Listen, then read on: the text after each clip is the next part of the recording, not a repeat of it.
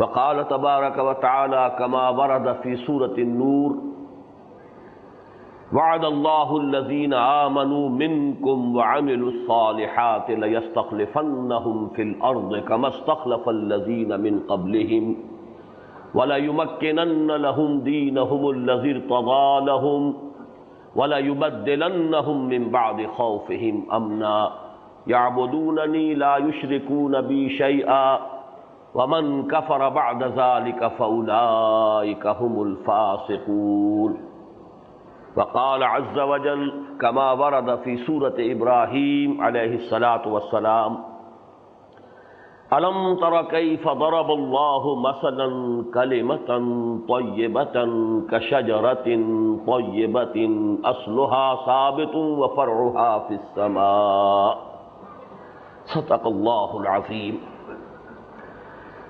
رب اشرح لي صدري ويسر لي أمري واحلل عقدة من لساني يفقهوا قولي اللهم ربنا ألهمنا رشدنا وأعذنا من شرور أنفسنا اللهم أرنا الحق حقا وارزقنا اتباعه وأرنا الباطل باطلا وارزقنا اجتنابه اللهم وفقنا لما تحب وترضى اللهم وفقنا أن نجاهد في سبيلك بأموالنا وأنفسنا اللهم وفقنا أن نقيم نظام الخلافة في الأرض آمین یا رب العالمین۔ رفقائے گرامی، آپ کو معلوم ہے کہ اس نشست کے ساتھ تنظیم اسلامی کے 18ویں سالانہ اجتماع کا اختتام ہو رہا ہے۔ میرا جو معمول رہا ہے اپنے اختتامی خطابات کے ضمن میں، اس کے عین مطابق سب سے پہلے میں آپ کی خدمت میں کچھ ہدیہ قرآنی پیش کر رہا ہوں ان آیات کے حوالے سے جو ابھی میں نے تلاوت کی ہیں۔ ظاہر ہے کہ اس میں کوئی درس اس وقت پیش نظر نہیں ہے، صرف یہ کہ ان آیات کے حوالے سے بعض چیزوں کی یاد دہانی، تذکیر، خاص طور پر ان کا اپلائیڈ ایسپیکٹ اپنی تنظیم کے حوالے سے، اپنی اس اجتماعی جد و جہد کے حوالے سے، جس میں کہ کچھ اپنا جائزہ بھی شامل ہو۔ اگر محسوس ہو کہ ہم کسی درجے میں اس تصویر کے مطابق ہیں جو ان آیات میں سامنے آ رہی ہے تو اللہ کا شکر ادا کریں، اور اگر محسوس ہو کہ اس میں کوئی کمی ہے تو اس کی تلافی کا فیصلہ کریں۔ میں نے ابھی 5 آیات تلاوت کی ہیں، 2 سورہ فتح کی آخری آیات ہیں، 2 سورہ نور کی آیات ہیں۔ اگرچہ ترتیب نزولی بھی اور ترتیب مصحف کے اعتبار سے بھی سورۃ النور کی آیات متقدم ہیں اور سورۃ الفتح کی آیات بعد میں نازل ہوئی ہیں، تاہم میں نے مضمون کی ترتیب کے اعتبار سے اس وقت سورہ فتح کی آیات کو پہلے تلاوت کیا ہے اور سورہ نور کی آیات کو بعد میں۔ ایک اور عکسی ترتیب بھی ہے کہ سورہ فتح کی پہلی آیت مختصر ہے اور دوسری آیت جو ہے، آخری آیت سورہ فتح کی، وہ قرآن حکیم کی طویل ترین آیات میں سے ہے، جبکہ سورہ نور کی آیت نمبر 55 جو پہلی آیت ہے جو میں نے تلاوت کی وہ طویل ہے، اور آیت نمبر 56 دوسری آیت جن میں نے تلاوت کی ہے وہ مختصر ہے۔ پھر مضمون کی مناسبت سے سورہ ابراہیم کی بھی ایک آیت مبارکہ میں نے آپ کو سنائی ہے۔ اب ان کے حوالے سے چند باتیں میں چاہتا ہوں کہ ان کو ذہن میں تازہ کر لیں۔ سورہ فتح کی آیت نمبر 28، هو الذی ارسل رسولہ بالہدی ودین الحق لیظہرہ علی الدین کلہ۔ ان الفاظ مبارکہ پر مفصل گفتگویں ہوئی ہیں، تقاریر ہوئی ہیں، خطابات ہوئے ہیں۔ ختم نبوت اور تکمیل رسالت کا مضمون بھی میں نے انہی الفاظ مبارکہ کے حوالے سے بیان کیا ہے۔ پھر میری ایک بہت ہی مفصل تحریر بھی ان پر موجود ہے۔ نبی اکرم صلی اللہ علیہ وسلم کا مقصد بعثت میں جو درمیانی اس کا باب ہے وہ در حقیقت انہی الفاظ کی وضاحت پر مشتمل ہے۔ اس وقت صرف 2 باتیں ذہن میں تازہ کر لیں۔ نمبر 1 یہ کہ یہ الفاظ نبی اکرم صلی اللہ علیہ وسلم کے مقصد بعثت کو معین کرتے ہیں۔ حضور کا مقصد بعثت غلبہ دین ہے، اسی غلبہ دین کے لیے دعوت بھی ہے، انذار بھی ہے، تبشیر بھی ہے، تبلیغ بھی ہے، تزکیہ بھی ہے، تربیت بھی ہے، تعلیم بھی ہے، تعلیم کتاب بھی ہے، تعلیم حکمت بھی ہے، تنظیم بھی ہے، جہاد بھی ہے، قتال بھی ہے۔ یہ تمام افعال متفرقہ جو ہے، ان سب کا جو نقطہ ماسکہ ہے، جو ان کو جوڑنے والا ہے، جو ان کو گوندھ کر ایک حقیقت بناتا ہے اور ایک آرگینک ہول، ایک حیاتیاتی وحدت کی شکل دیتا ہے، وہ ہے غلبہ دین، لِيُظْهِرَهُ عَلَى الدِّينِ كُلِّهِ۔ اور جیسا کہ آپ کے علم میں ہے، 3 مرتبہ قرآن مجید میں یہ الفاظ مبارکہ آئے ہیں اور بغیر کسی شوشے کے فرق کے آئے۔ هُوَ الَّذِي أَرْسَلَ رَسُولَهُ بِالْهُدَى وَدِينِ الْحَقِّ لِيُظْهِرَهُ عَلَى الدِّينِ كُلِّهِ۔ اسی کے ساتھ ذہن میں تازہ کر لیجئے کہ ہماری اجتماعی جد و جہد کا بھی مقصود یہی ہے۔ ایک شخصی انفرادی جد و جہد ہوتی ہے، اس کے کئی گوشے ہو سکتے ہیں۔ تنظیم اسلامی قائم ہوئی ہے یا تحریک خلافت کا آغاز ہوا ہے یا انجمن خدام القرآن کی تاسیس ہوئی تھی تو اجتماعیت کے لیے ایک اجتماعی جد و جہد، اس اجتماعی جد و جہد کا ہدف وہی ہے کہ جو مقصد بعثت محمدی ہے علی صاحب الصلاۃ والسلام۔ تیسری بات اس کے حوالے سے یہ نوٹ کر لیجئے کہ انہی الفاظ سے میں نے عقلی طور پر ثابت کیا ہے کہ پورے کرۂ ارضی پر اللہ کے دین کا غلبہ منطقی تقاضا ہے قرآن مجید کے ان الفاظ مبارکہ کو اگر صغرا کی حیثیت سے رکھا جائے اور کبرا اس پر ایڈ کر دیا جائے، جو 5 مقامات پر آیا ہے مختلف الفاظ میں کہ حضور کی بعثت پوری نوع انسانی کی طرف ہے۔ آپ کا مقصد بعثت غلبہ دین اور بعثت ہے پورے عالم انسانی کے لیے، ان دونوں کو جوڑیے تو انیویٹیبل لاجیکل کنکلوژن ہے، بالکل منطقی نتیجہ ہے کہ حضور کا مقصد بعثت اسی وقت مکمل ہوگا جبکہ پورے کرۂ ارضی پر اللہ کا دین غالب ہو جائے۔ چنانچہ احادیث میں جو پیشین گوئیاں وارد ہوئی ہیں، جنہیں اس زمانے میں ہم نے اپنے خلافت کے جلسوں کے ذریعے سے بہت عام کیا ہے، تو وہ در حقیقت بالکل منطقی طور پر قرآن مجید کے صغرا کبرا سے جو نتیجہ نکلتا ہے اسی کی توثیق کرتے ہیں۔ اس آیت میں جو آخری الفاظ آئے ہیں، اس لیے کہ 2 جگہ پر سورہ صف اور سورہ توبہ میں تو آیت ختم ہوتی ہے وَلَوْ كَرِهَ الْمُشْرِكُونَ پر، یہاں ذرا علیحدہ ہے وَكَفَى بِاللَّهِ شَهِيدًا، اور یہاں اکثر و بیشتر مترجمین نے ٹھوکر کھائی ہے۔ شہید کا ایک ہی مفہوم ان کے سامنے رہا ہے اور وہ گواہ، کافی ہے اللہ بطور گواہ۔ کیا معنی ہوئے اس کے؟ یہ تو محبل سی بات بن جاتی ہے، اس کا تو کوئی منطقی نتیجہ ہی نہیں ہے۔ جب وہ قائم ہو جائے گا تو سبھی گواہ ہو جائیں گے، اللہ ہی تو گواہ نہیں ہوگا۔ اصل میں یہاں شہید کے معنی ہے مددگار، مدد کے لیے اللہ کافی ہے۔ اس کے لیے قرآن مجید ہی کے اندر نظیر موجود ہے، سورہ بقرہ ہی کے 3 رکوع میں، جہاں چیلنج تھرو کیا گیا ہے وَإِن كُنتُمْ فِي رَيْبٍ مِّمَّا نَزَّلْنَا عَلَىٰ عَبْدِنَا فَأْتُوا بِسُورَةٍ مِّن مِّثْلِهِ وَادْعُوا شُهَدَاءَكُم مِّن دُونِ اللَّهِ إِن كُنتُمْ صَادِقِينَ۔ اور وہاں ہر شخص ترجمہ کرتا ہے بلا لو اپنے مددگاروں کو جن کو چاہو۔ وہاں شہداء سے مراد گواہ تو ہو ہی نہیں سکتے، وہ تو مددگار مراد ہے۔ اور جو اصل میں ان کے مابین جو اشتراک کی بنیاد ہے کہ گواہ در حقیقت شہد یشہد کے اصل معنی موجودگی، گواہی بھی اسی کی معتبر ہوتی ہے کہ جو وقوع کے وقت، اور تو وہی کر سکتا ہے جو موجود ہو، تو موجودگی قدر مشترک ہے، اصل لغوی معنی ہے موجودگی، لیکن یہاں اس کی مراد سے یہ ہے کہ اللہ تعالیٰ کافی ہے، مدد کے لیے پورا بھروسہ اس پر رکھو۔ اللہ تعالیٰ قوی ہے، عزیز ہے، زبردست ہے۔ وَلَيَنْصُرَنَّ اللَّهُ مَن يَنْصُرُهُ، جو بھی اللہ کی مدد کے لیے کمر کس لیں گے، اس کے دین کا جھنڈا اٹھائیں گے، اس کے دین کی سربلندی کے لیے اپنے آپ کو وقف کر دیں گے، اب وہ اللہ کی مدد پر اعتماد کریں، انحصار کریں۔ وَكَفَى بِاللَّهِ شَهِيدًا۔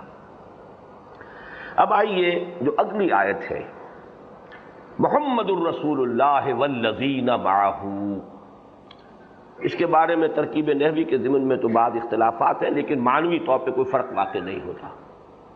ایک شکل یہ ہے کہ محمد الرسول اللہ کو ایک علیحدہ جملہ مانا جائے، محمد صلی اللہ علیہ وسلم مبتدا، رسول اللہ خبر، جملہ مکمل ہو گیا، اور والذین معہ سے نیا جملہ شروع ہو جائے۔ ایک یہ کہ ان دونوں کو ایک مرکب مان کر اور اس کے بعد خبر آ رہی ہے، خبر نمبر 1، خبر نمبر 2، خبر نمبر 3، خبر نمبر 4۔ میرے نزدیک یہ دوسری ترکیب زیادہ اس مضمون کے سیاق و سباق سے مطابقت رکھتی ہے، اس لیے کہ محمد الرسول اللہ والذین معہ، جو حضرات آج فجر میں موجود تھے انہیں یاد ہوگا کہ میں نے اشارہ کیا ہے، یہ اصل میں تعبیر ہے آج سے 1400 برس قبل کی حزب اللہ، حزب اسلامی، وہ انقلابی جماعت جس نے اس وقت انقلاب برپا کیا اور نظام قائم کیا، اس کی ترکیب کیا ہے، اس کا سنتھیسس کیا ہے، اس کی ہیئت ترکیبی کیا ہے؟ اللہ کے رسول محمد ان کے امیر ہیں، قائد ہیں، سربراہ ہیں، اور والذین معہ، اور جو ان کے ساتھ ہیں، ان کے صحابہ، ان کے اعوان ہیں، انصار ہیں، مددگار ہیں۔ اب ان کے کچھ اوصاف ہیں جو آگے آ رہے ہیں۔ پہلا وصف ہے اشداء علی الکفار رحماء بینہم۔ اس کو میں چاہتا ہوں کہ تھوڑا سا تفصیل کے ساتھ عرض کروں۔ یہ اصل میں ایک ٹیسٹ ہے، اور یہ ٹیسٹ وہ ہے کہ جس پر ہر شخص کو اپنے آپ کو جانچنا چاہیے۔ کس قدر اہم وصف ہے کہ سب سے پہلے اس کا ذکر کیا جا رہا ہے، رکوع و سجود کا ذکر بھی بعد میں آ رہا ہے، تراہم رکعا سجدا بعد میں آ رہا ہے۔ وصف اولین اس جماعت کا کیا ہے؟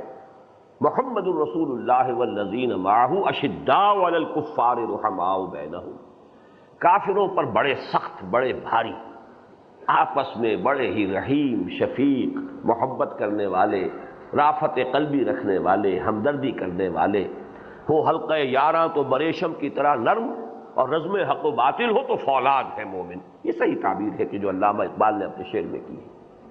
یہ اصل میں کسی بھی انقلابی جماعت کا ایک بڑا وصف لازم ہے، اس لیے کہ ان کی ایک نظریاتی وابستگی ہوتی ہے، وہ ایک مقصد رکھنے والے لوگ ہیں۔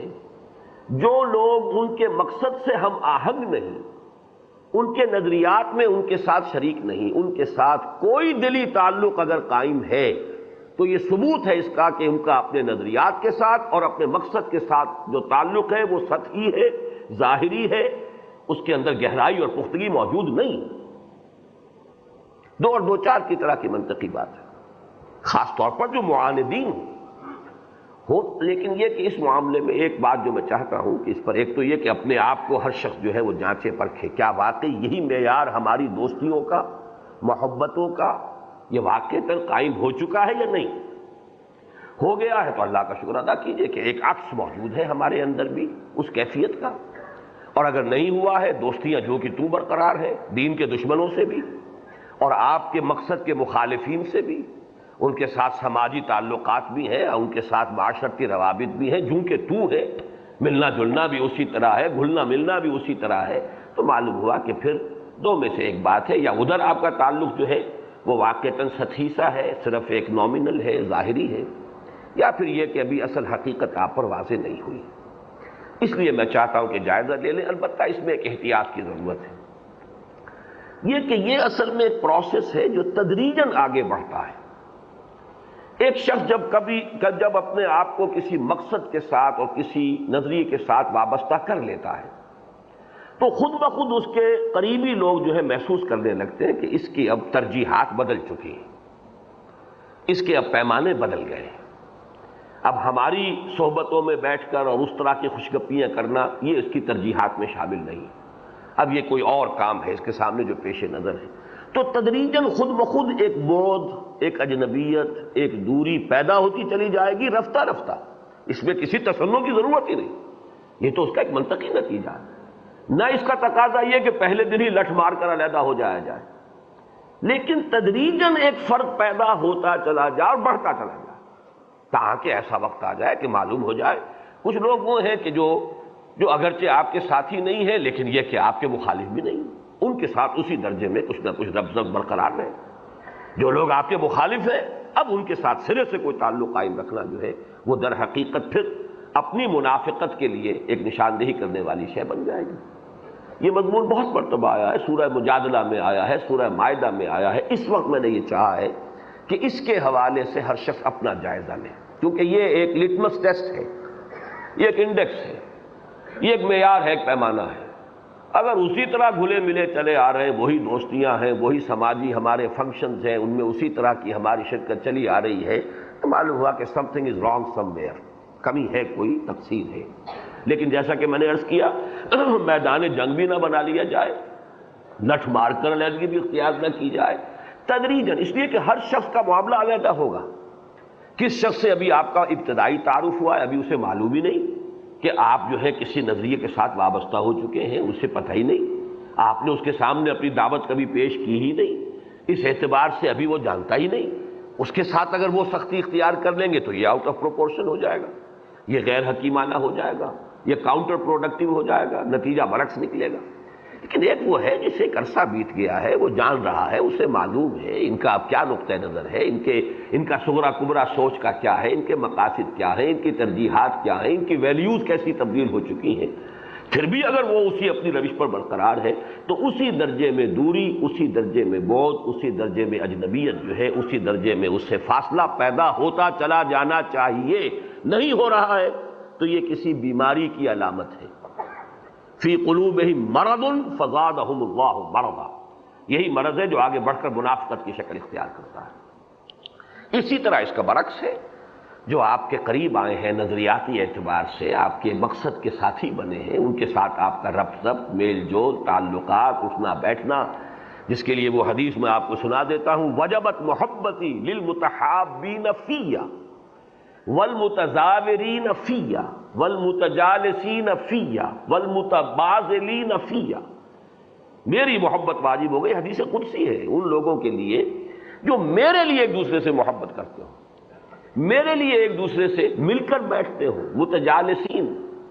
اب تنظیم کے اجتماعات میں کوئی اور شے حاصل نہ ہو رہی ہو، متجالس تو ہو گئے، آپ جمع تو ہوئے ہیں کسی اسی کام کے لیے، بیٹھے تو ہیں۔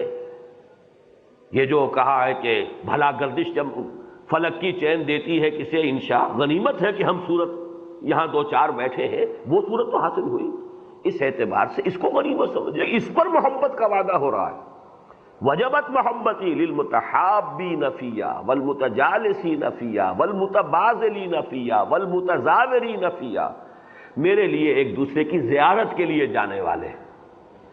آپ کے کوئی فیملی فنکشنز ہو، وہاں پہنچنا جو ہے وہ تو فرض عین کے درجے میں ہے، لیکن آپ کبھی اپنے رفیق سے ملنے کے لیے خصوصی وقت نکال کر جانے کے لیے آمادہ نہیں۔ تو اس سے آپ اندازہ کر لیجئے کہ واٹ از واٹ، آپ کے نزدیک کیا معیارات ہیں، اصل چیزیں کیا ہیں، کن چیزوں کی اصل اہمیت ہے۔ تو متزاورین فیہ، ایک دوسرے کی زیارت کے لیے جانے والے، ایک دوسرے پر خرچ کرنے والے۔ اور ایک حدیث تو بڑی عجیب ہے کہ جو حدیث قدسی ہے کہ ندا ہوگی قیامت کے دن، این المتحابون بجلالی الیوم اظلہم تحت ظلی یوم لا ظل الا ظلی، کہاں ہے وہ جو میرے جلال کے لیے، میری کبریائی کے لیے ایک دوسرے سے محبت کرتے تھے۔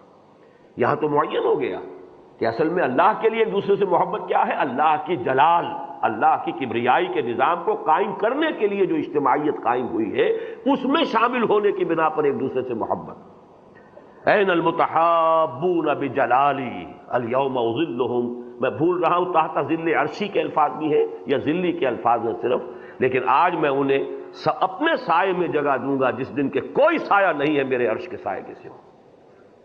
تو یہ ہے اصل میں ایک انڈیکس، پہلا جو وصف یہاں بیان ہوا، محمد الرسول اللہ والذین معہ اشداء علی الکفار رحماء بینہم۔ دوسرا،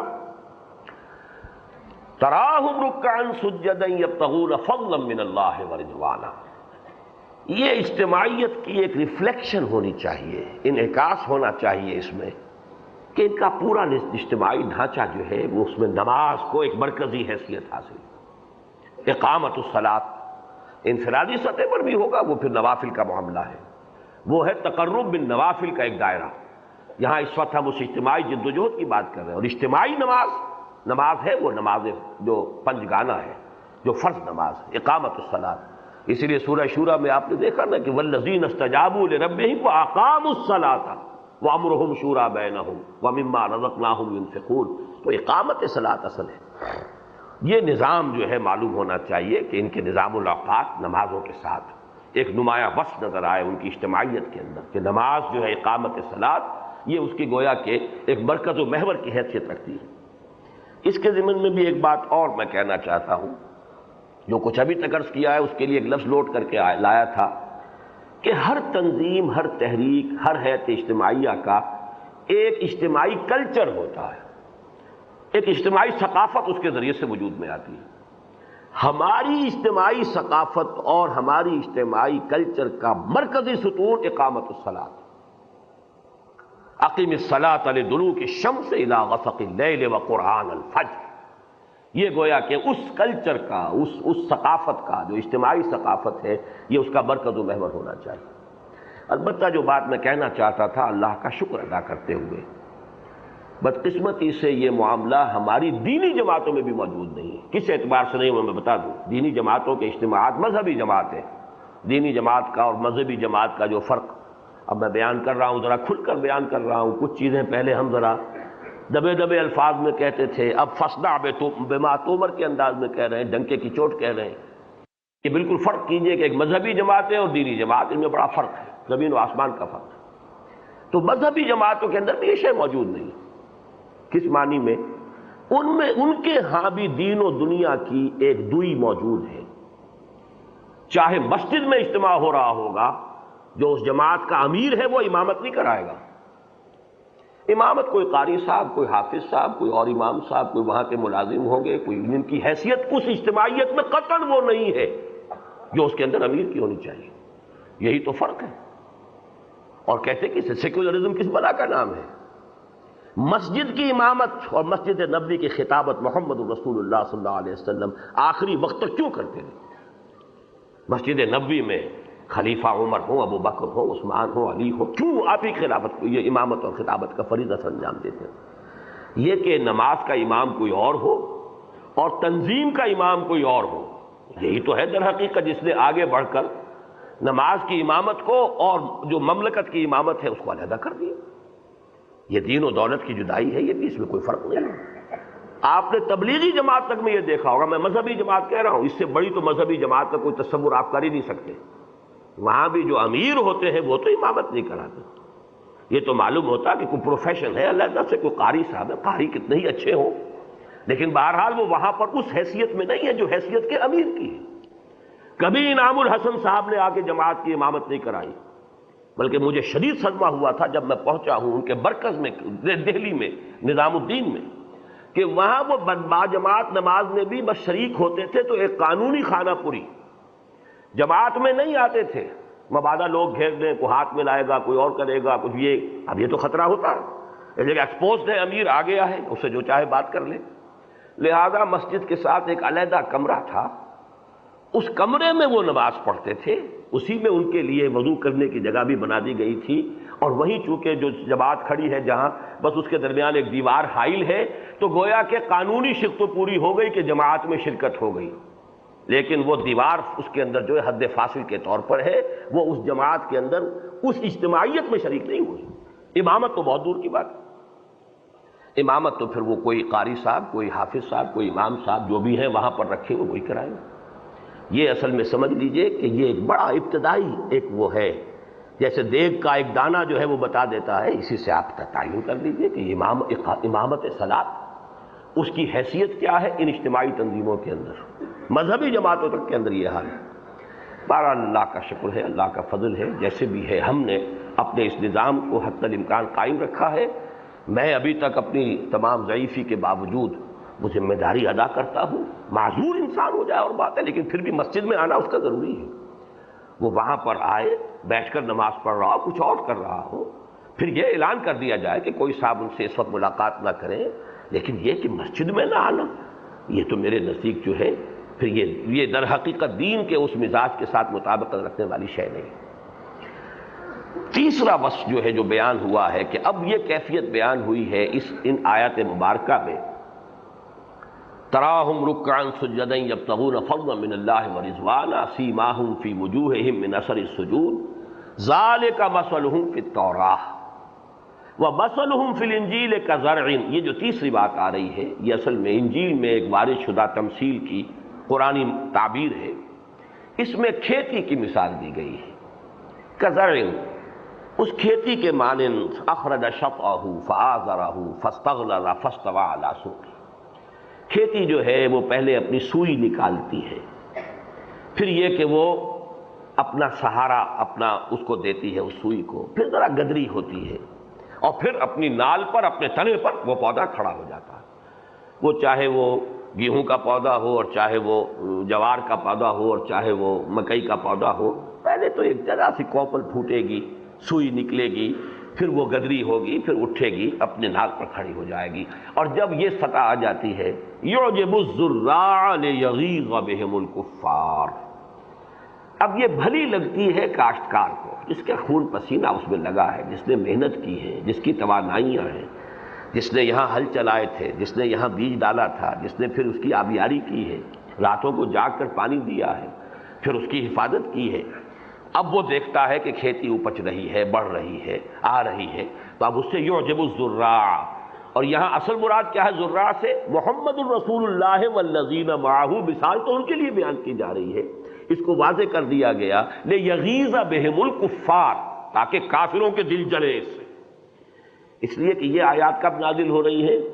یہ صلح حدیبیہ کے بعد نازل ہو رہی ہیں، انا فتحنا لک فتحا مبینا، اب وہ کھیتی لہلہا رہی تھی، اب حضور صلی اللہ علیہ وسلم کی دعوت اور تحریک اس مرحلے پر پہنچ چکے تھے کہ قریش کو صلح کرنی پڑی، اور صلح کرنے کے معنی کیا ہے؟ ریکگنائز کر لیا، یہ گویا کہ فتح عظیم تھی جو حضور کو حاصل ہو چکی تھی، تو اب یہ کھیتی لہرا رہی ہے، اس کے پیچھے محمد الرسول اللہ صلی اللہ علیہ وسلم کی 20 برس کی محنت ہے، اور پھر یہ کہ اس میں صرف حضور کی تنہا محنت تو نہیں ہے، ابو بکر کی محنت بھی تو ہے، عثمان کی محنت بھی تو ہے، لہذا یہاں جمع کا صیغہ لائیں، یعجب الزراع، یہ سب کے سب کاشتکار ہیں، ابو بکر ایمان لائے ہیں تو پھر 6 عشرہ مبشرہ میں سے لا کر حضور کی جھولی میں ڈالنے والے بھی تو وہی ہیں، اب ان کو اپنی یہ کھیتی جو ہے لہلہاتی نظر آ رہی ہے، تو ظاہر بات ہے کہ اس کا عکس یہی ہوگا کہ کفار کے دل جلیں گے۔ وعد اللہ الذین آمنوا وعملوا الصالحات منہم مغفرۃ واجرا عظیما، اللہ نے وعدہ کیا ہے جو ایمان اور عمل صالح کے تقاضے پورے کریں گے ان کے لیے یقیناً اجر بھی ہے، اجر عظیم ہے، مغفرت ہے۔ بہرحال ہماری یہ چھوٹی سی کھیتی جو ہے یہ بھی رفتہ رفتہ تدریجاً بڑھ رہی ہے، لہرا رہی ہے، برگبار لا رہی ہے، آگے ہمارے قدم بڑھ رہے ہیں، بعض باتیں اس ضمن میں بعد میں عرض کروں گا، لیکن یہ ہے کہ اس حوالے سے اللہ کا شکر ادا کرنا چاہیے، جتنا بھی اللہ تعالی ہمیں توفیق دے شکر کی، ہمیں زیادہ سے زیادہ شکر بجا لانا چاہیے، محنتیں ہیں، کوششیں ہیں، جد و جہد ہے، یہ جو کچھ نظر آ رہا ہے یہ از خود نہیں ہو گیا ہے، ایک دن میں نہیں ہو گیا ہے، اس کے پیچھے سال ہر سال کی محنتیں ہیں، مشقتیں ہیں، نہ معلوم کتنے لوگوں کا ایثار ہے، کتنے لوگوں کی محنتیں شامل ہیں، یہ کھیتی اگر لہلہا رہی ہے تو اس پر اللہ کا شکر ادا کرنا چاہیے۔ سورہ نور کی آیت نمبر 55 کے بارے میں سب کچھ عرض نہیں کروں گا، اس لیے کہ اس پر تو بڑی تفصیلی تقریریں، شاید ہی آپ میں سے کوئی ہوں گے ایسے جنہوں نے کوئی نہ کوئی تقریر میری جو ہے خلافت کے موضوع پر نہ سنی ہو کہ جس میں اس آیت مبارکہ ہی کو مرکزی مضمون کی حیثیت حاصل رہی ہے، لیکن اس کا جو ربط ہے وہ ذرا سمجھ لیجئے۔ سورۃ الفتح کے آخری الفاظ کیا ہیں؟ وعد اللہ الذین آمنوا وعملوا الصالحات منہم مغفرۃ واجرا عظیما، اور سورہ نور کی آیت نمبر 55 وعد اللہ الذین آمنوا منکم وعملوا الصالحات لیستخلفنہم فی الارض، یعنی اس جد و جہد کے 2 نتائج ہیں کہ جو نکلنے والے ہیں، ایک نتیجہ جو اصل نتیجہ ہے ذالک هو الفوز العظیم، وہ تو ہے مغفرت اور اجر عظیم آخرت کی، مقصود وہی ہے، نصب العین وہی ہے، وہی ہمارا اصل مطلوب و مقصود ہے، وہ تو سورہ فتح کی آیت میں آیا، وعد اللہ الذین آمنوا وعملوا الصالحات منہم مغفرۃ واجرا عظیما، یہ ہے اصل مقصود، یہ ہے اصل مطلوب، یہ ہے اصل نصب العین، اس کے بارے میں کوئی اشتباہ نہیں ہونا چاہیے۔ ایک دوسرا وعدہ ہے جو سورہ صف میں بھی آپ کو یاد ہوگا، وَأُخْرَىٰ تُحِبُّونَهَا، ایک اور شے جو تمہیں پسند ہے۔ اللہ کے نزدیک تو اصل جو کامیابی ہے وہ آخرت کی کامیابی ہے، تمہیں ہم نے دنیا میں بھیجا تھا امتحان کے لیے، کامیاب ہو کے آ گئے، بس یہی تو کامیابی ہے، اور کیا چاہیے؟ جان دے دی بس کامیاب ہو گئے، اپنی پوری زندگی اسی میں کھپا کر آ گئے، چاہے بستر ہی پر موت آئی ہو تم شہید ہی شمار ہو گئے، جیسے کہ حضرت آپ کو معلوم ہے خالد ابن ولید کتنی جنگوں میں شریک ہوئے لیکن بستر پر جان آئی ہے، تو شہید تو بہت سے رسول جو ہے، تمام رسول شہید شمار ہو رہے ہیں، حالانکہ وہ موت تو ان کی جو ہے وہ فطری موت اور طبی موت ہوئی ہے حضور صلی اللہ علیہ وسلم ختم المرسلین کی، تو معلوم یہ ہوا کہ کامیابی تو اس میں ہے کہ جو کچھ ہم نے تمہیں دیا تھا وہ ہماری راہ میں لگا دیا، آ گئے، بس صحیح ہے، یہی کامیابی ہے۔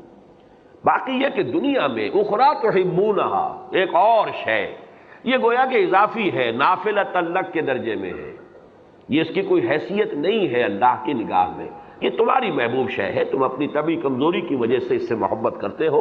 اخریٰ تحبونہا نصر من اللہ وفتح قریب، وہ بات ہے جو یہاں آئی ہے۔ وعد اللہ الذین آمنوا منکم وعملوا الصالحات لیستخلفنہم فی الارض کما استخلف الذین من قبلہم ولیمکنن لہم دینہم الذی ارتضی لہم ولیبدلنہم من بعد خوفہم امنا۔ اور اس کے بعد جو ٹکڑا آیا ہے یعبدوننی ولا یشرکون بی شیئا، یہ ہے اصل جو ہے، یوں سمجھیے کہ مرکزی بات۔ خلافت کے معنی کیا ہے؟ توحید کا نظام قائم ہو جانا، شرک کی نفی خلافت ہے، حاکمیت صرف اللہ کے لیے، یہی تو توحید ہے۔ خلافت کے نظام کے معنی کیا ہے؟ حاکمیت اللہ کی اور خلافت اس کے مسلمان بندوں کی۔ خلافت کا نظام در حقیقت یہی ہے توحید کا تقاضا، یعبدوننی ولا یشرکون بی شیئا۔ البتہ یہ کہ اس میں بھی نوٹ کیجئے کہ اگلی آیت میں وَأَقِیمُوا الصَّلَاةَ وَآتُوا الزَّکَاةَ وَأَطِیعُوا الرَّسُولَ لَعَلَّکُمْ تُرْحَمُونَ، اس کے حوالے سے آج صبح جو میں نے بحث کی تھی اس کو ذہن میں تازہ کر لیجئے کہ رسول کی اطاعت کے بھی دو پہلو ہیں۔ ایک ہے رسول کی اطاعت بحیثیت رسول اور نبی، یعنی اللہ کا حکم شرعی جو اس نے دیا ہے اس کی اطاعت۔ ایک ہے رسول کی اطاعت بحیثیت امیر یا بحیثیت سپہ سالار۔ اب بدر میں آپ سپہ سالار، احد میں آپ سالار ہیں، یہ بھی حضور صلی اللہ علیہ وسلم کی اس وقت کی حیثیت جو ہے وہ یہ بھی تو تھی۔ یہاں اصل میں اس پر زور ہے، خلافت کا نظام قائم کرنے کے لیے جو جماعتی جد و جہد درکار ہے، اس میں محمد الرسول اللہ صلی اللہ علیہ وسلم کی اطاعت بحیثیت امیر، کہ جو بھی آپ کے سامنے جو منصوبہ ہے، جو آپ کے سامنے مہم ہے، اب آپ کہیں کہ پہلے ہمیں یہ سمجھائیے کہ یہ مہم آپ کیوں بھیج رہے ہیں، یہ 8 آدمی آپ بھیج رہے ہیں، گویا کہ شیر کے منہ میں بھیج رہے ہیں۔ 8 آدمی جو بھیجے تھے نخلا، مدینہ منورہ سے 350 میل دور، مکے اور طائف کے درمیان۔ تو ذرا سوچئے تو صحیح، آپ کر کیا رہے ہیں؟ کوئی سپلائی لائن برقرار نہیں رہے گی، کوئی ہماری کمیونیکیشن لائن نہیں رہے گی، یہ 8 آدمیوں کو کہاں بھیج رہے ہیں؟ لیکن اس کی جو حکمت ہے وہ اللہ کے رسول کو معلوم ہے۔ یہ قرآن مجید کی کسی آیت کے تحت تو آپ نے بھیجا نہیں ہے، یہ تو آپ کا اجتہادی عمل ہے، آپ کی تدبیر ہے، آپ نے سوچا ہے کہ کیسے کیا جائے، اس کے تحت آپ نے قدم اٹھایا ہے۔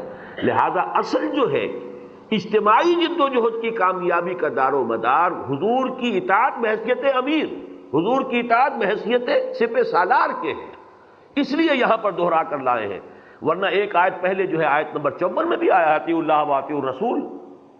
ایک اطاعت وہ ہے جب اللہ کی اطاعت کے ساتھ رسول کی اطاعت بریکٹ ہوتی ہے، وہ بحیثیت رسول ہے۔ جیسے سورہ تغابن میں نے صبح آپ کو بتایا تھا کہ پہلے آ چکا ہے، دوسرے رکوع کی دوسری آیت جو ہے وَأَطِیعُوا اللَّهَ وَأَطِیعُوا الرَّسُولَ فَإِن تَوَلَّیْتُمْ فَإِنَّمَا عَلَىٰ رَسُولِنَا الْبَلَاغُ الْمُبِینُ۔ لیکن پھر اس کے بعد جو آیا فَاسْمَعُوا وَأَطِیعُوا، یہ ہے در حقیقت اطاعت محمد الرسول اللہ کی بحیثیت امیر اور سپہ سالار، سب اطاعت۔ پھر میں نے جو آیت سورہ ابراہیم کی، یہ ہے در حقیقت پھر اسی کے لیے ایک مثال کہ ایک کھیتی کی طرح، ایک درخت کی طرح، وہ تو کھیتی کی مثال ہے، چھوٹے چھوٹے پودے ہوتے ہیں، لیکن ایک درخت۔ أَلَمْ تَرَ كَيْفَ ضَرَبَ اللَّهُ مَثَلًا كَلِمَةً طَيِّبَةً كَشَجَرَةٍ طَيِّبَةٍ أَصْلُهَا ثَابِتٌ وَفَرْعُهَا فِي السَّمَاءِ۔ تم نے دیکھا نہیں اللہ نے کیسی خوبصورت مثال بیان کی ہے ایک پاکیزہ درخت کی۔ پاکیزہ کلمہ جو ہے وہ بھی ایک پاکیزہ درخت کے مانند ہے۔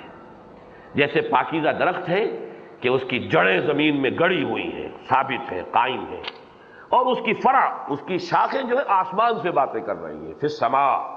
بالکل اسی طرح یہ دین جو ہے اس کی بھی حقیقت یہ ہے کہ ایک درخت کے مانند ہے۔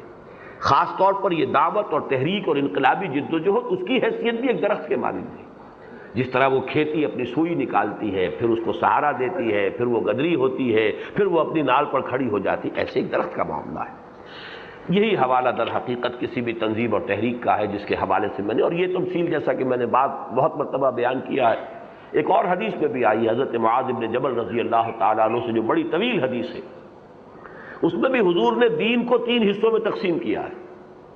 ایک اس کی جڑ ہے، راس و ھذا الامر شہادت ان لا الہ الا اللہ وان محمد رسول اللہ، یہ تو اس کی جڑ ہے۔ وقوامہ، جو اس کا تنا ہے، جس پر یہ قائم ہے دین، وہ ہے اقامت الصلاۃ و ایتاء الزکاۃ، اور اس کی چوٹی وذروۃ السنام منہ الجہاد فی سبیل اللہ. وہی درخت کی مثال آ گئی کہ درخت کی ایک جڑ ہے، ایک اس کا تنا ہے، ایک پھر اوپر شاخیں ہیں، برگ و بار ہیں.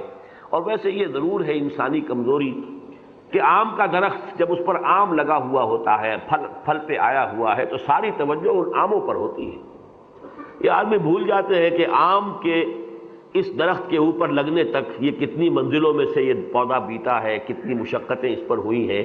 وہ تو توجہ اس وقت آم پر ہے، پھل پر ہے، لیکن یہ کہ اس وقت بھی اس درخت کے بحیثیت درخت برقرار رہنے، زندہ رہنے کے لیے اس کی جڑ کی کیا اہمیت ہے، اس کے تنے کی کیا حیثیت ہے. وہ تو ایک آرگینک ہول ہے، ایک اکائی، ایک وحدت ہے اکائی، اور وہ حیاتیاتی اکائی ہے.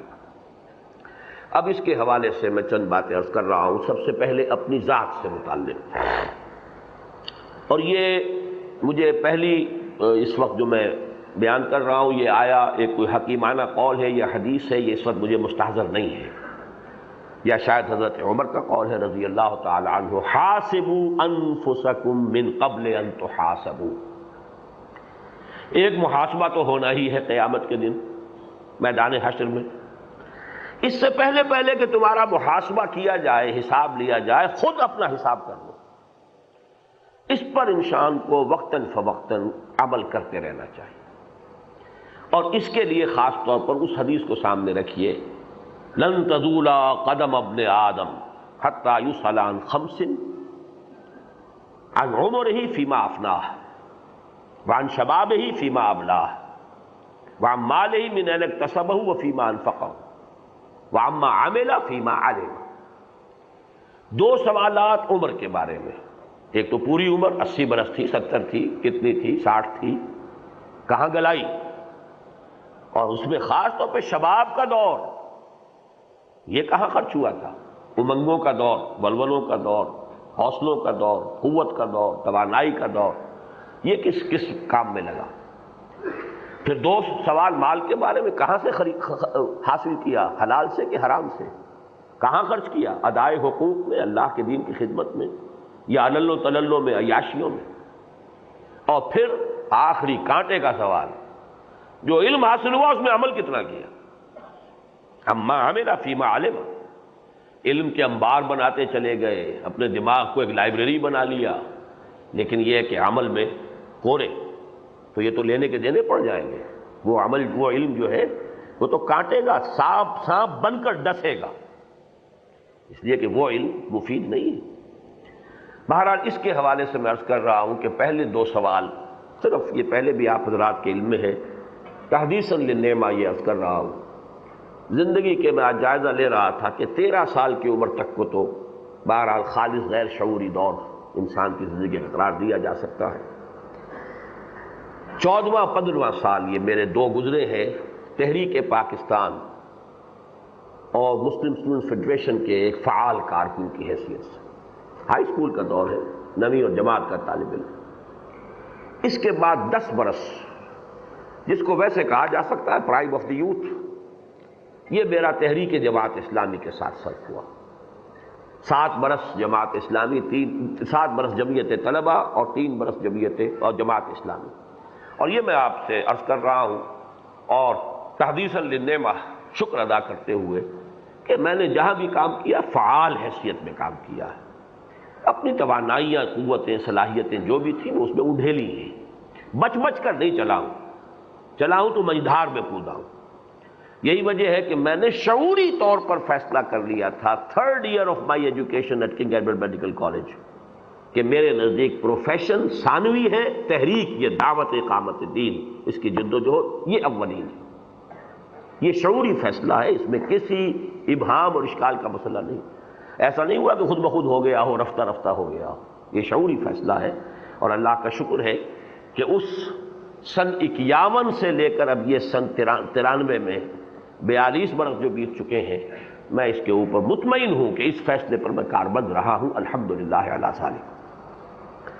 اس کے بعد میرے 7 سال جو ہیں سن 57 سے 65 تک، 8 سال سمجھ لیجئے، یہ گزرے ہیں کسی نئی تعمیر کی تلاش. ادھر تھوڑی تھی.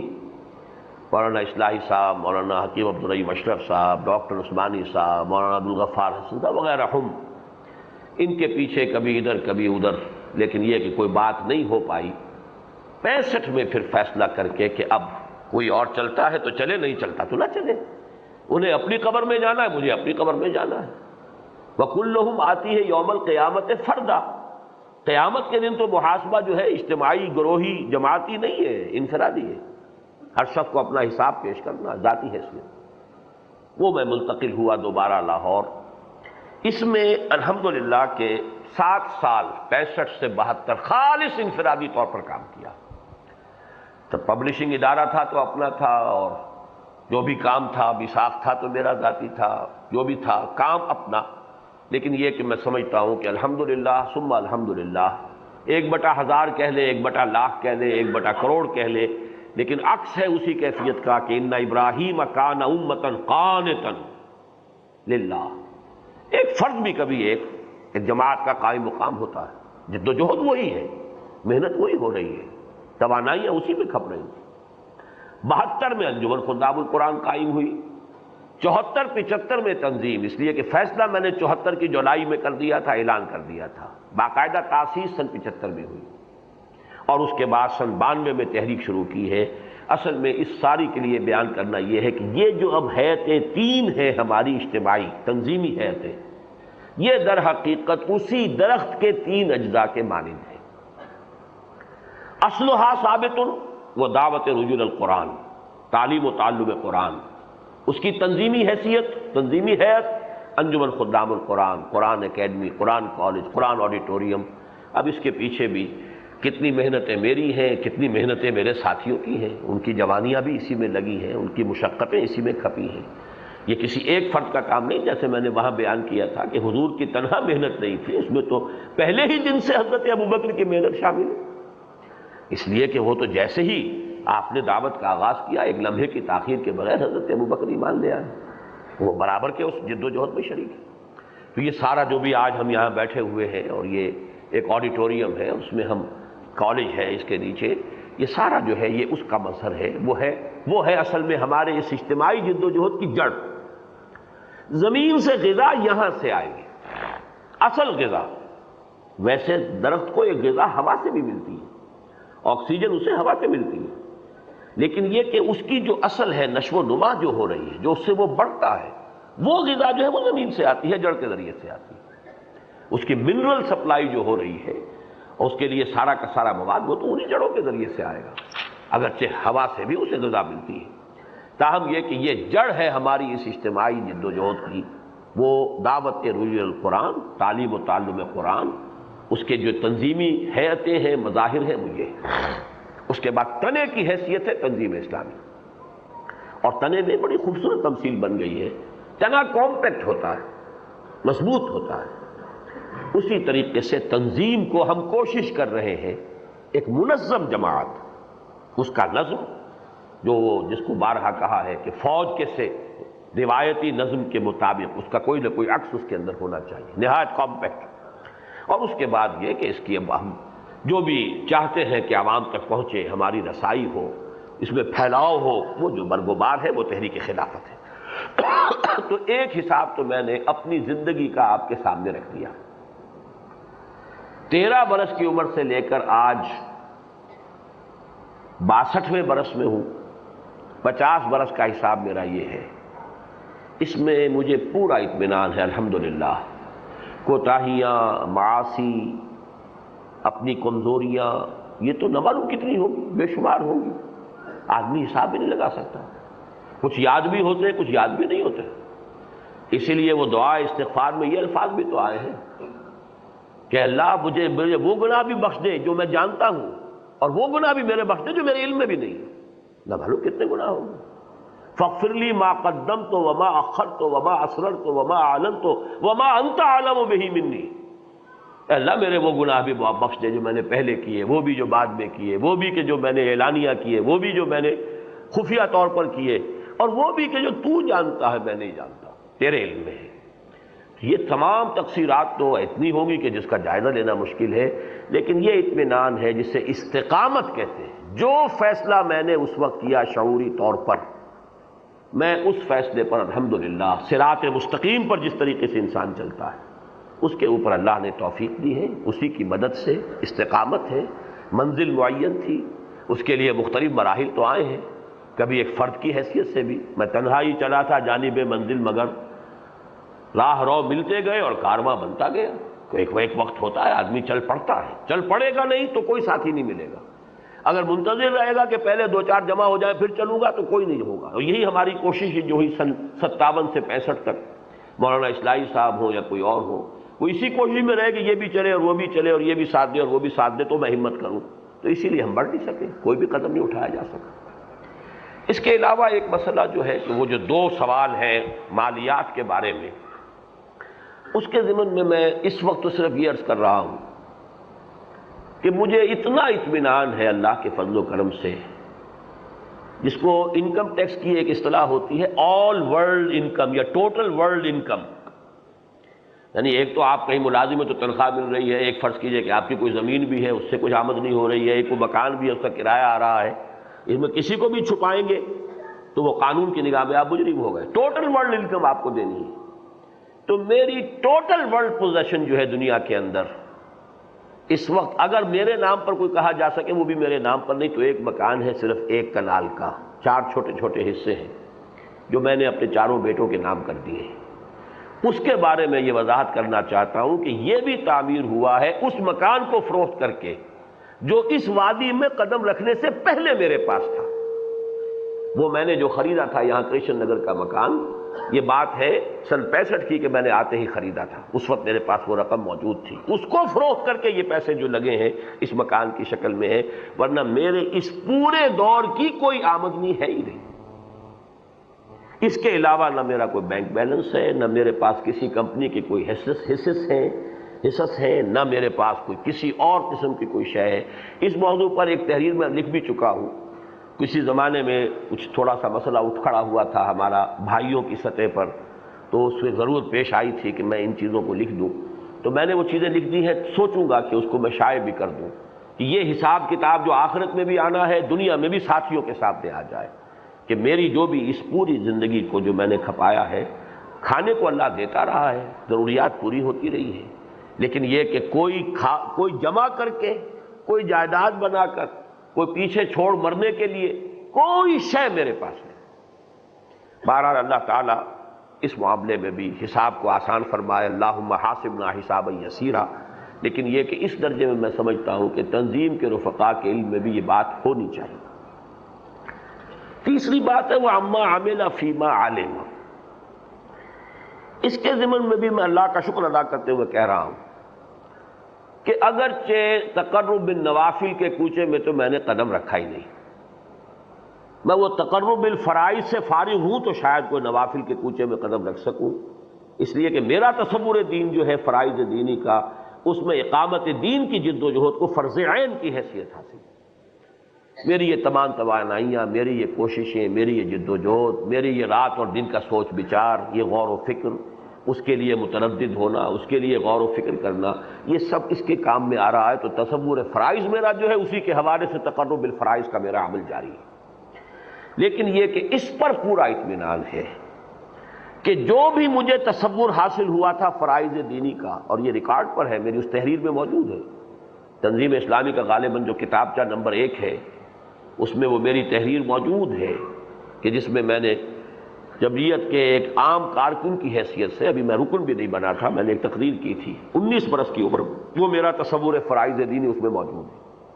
اس کے مطابق جو بھی علم حاصل ہوا ہے اس خاکے میں مزید رنگ ہی بھرا ہے، قرآن مجید میں نے پڑھا ہے، اس کے درس دیے ہیں، کتنے بڑے پیمانے پر دیے ہیں، اس سے وہ خاکہ ہی اور پختہ ہوا ہے، بنیادی خاکہ وہی تھا، اور اس پر اللہ کے فضل و کرم سے میری استقامت جو ہے، میں اس پر اللہ کا شکر ادا کر رہا ہوں کہ اسی پر لگا ہوا ہوں، پوری زندگی کی توانائیاں اسی میں لگا دی ہیں۔ اس پہ بھی میں آج بھی مطمئن ہوں کہ اللہ کی عدالت میں اگر ابھی کھڑے ہونا پڑے تو میں یہ عرض کر سکوں گا کہ اللہ جو علم اس معاملے میں مجھے حاصل ہوا میں نے اس پر پورا عمل کیا ہے۔ بلکہ کہیں میں ذکر کر رہا تھا کہ حضرت جنید بغدادی رحمۃ اللہ علیہ کے پاس کوئی شخص آیا، اور جو عام تصور ہوتا ہے وہ یہ کہ کوئی کرامتیں ہونی چاہیے، کہ کوئی بزرگ ہیں، بڑی شخصیت ہے، تو پاس رہا، کافی عرصے طویل عرصے رہا، پھر جانے لگا، اس نے کہا کہ میں تو بہت مایوس ہو کر جا رہا ہوں آپ سے۔ پوچھا حضرت جنید نے کہ وہ کیا وجہ ہے مایوسی؟ کہ میں نے کوئی کرامت آپ کی دیکھی نہیں، اتنے عرصے رہا ہوں آپ کے پاس، کوئی کرامت میرے مشاہدے میں نہیں آئی۔ فرمایا اچھا 1 منٹ بیٹھو، تم نے میرا کوئی عمل سنت کے خلاف دیکھا؟ کہ نہیں، سنت کے خلاف کی کوئی بات آپ کی میں نے نہیں دیکھی۔ فرمایا جاؤ، جنید کی کرامت یہی ہے۔ اسی طریقے سے میں عرض کر رہا ہوں کہ وہ سنت کے خلاف کا معاملہ تو میں دعویٰ نہیں کر سکتا، لیکن یہ ہے کہ بہرحال یہ جو فرائض کا تصور ہے، دین کے فرائض کا، اور اس کے لیے جو ذمہ داریاں ہیں ایک مسلمان کی، اس کے اعتبار سے استقامت میری کرامت ہے تو یہ ہے، اس کے سوا کوئی اور کرامت میرے پاس نہیں ہے۔ لیکن یہ کہ میں سمجھتا ہوں کہ اللہ تعالیٰ کے ہاں اصل محاسبہ اس کا ہونا ہے، ان کرامتوں کا نہیں ہونا ہے کہ جو عام طور پر لوگوں میں مشہور ہے۔ اب آئیے کہ اس وقت ہم کہاں کھڑے ہیں، اس پہلو سے ایک تو ہے عالمی سطح پر تناظر اور مستقبل کے واقعات اور حوادث، اور پاکستان اور اس کے ساتھ جمع کر لیجئے افغانستان، خراسان کا یہ علاقہ، اس کی کیا حیثیت ہے، کیا اہمیت ہے۔ اس موضوع پر میں جو اسی سال میں نے تقریر کی تھی عید الفطر کے موقع پر، پھر اس کو میں نے اللہ تعالیٰ نے ہمت دی کہ میں نے اسے لکھ بھی دیا، پھر وہ اب کتابی شکل میں آ چکی ہے۔ ہر رفیق تنظیم کو سمجھنا چاہیے، فرض اپنے اوپر کہ اس کتاب کو پڑھیں، سمجھیں، غور کریں، اس لیے کہ جب تک یہ آپ کے سامنے یہ صغرا کبرا نہیں ہوگا، ماضی کیا ہے، مستقبل کیا ہے، کیا حالات ہیں، اس وقت تک آپ، جس کو میں کہتا ہوں ٹائم اینڈ سپیس کمپلیکس میں، اس ریفرنس میں اپنے آپ کو آدمی فٹ کرے۔ میں چاہے ایک ذرہ ہوں کہاں، میرا ماضی کیا ہے، میرا مستقبل کیا ہے، سامنے کیا ہے، پیچھے کیا ہے، یمین کیا ہے، یسار کیا ہے، دائیں کیا ہے، بائیں کیا ہے، جب تک کہ یہ آپ اپنے آپ کو معین نہیں کر لیتے۔ اور یہ جان لیجئے کہ ایک فرد، ایک انسان، ایک حقیر قطرہ بھی ہے، وہی انسان بہت عظیم شے ہے، ایک اکیلا انسان۔ اس اعتبار سے اس کو حقیر نہ سمجھیے، انسانوں ہی کے حوالے سے در حقیقت یہ ایک شعر مجھے یاد آیا اس وقت، بڑا پیارا شعر ہے کہ کبھی کبھی تو اسی ایک مشت خاک کے گرد طواف کرتے ہوئے 7 آسماں گزرے۔ آخر محمد الرسول اللہ صلی اللہ علیہ وسلم بھی اسی خاک سے بنے تھے نا۔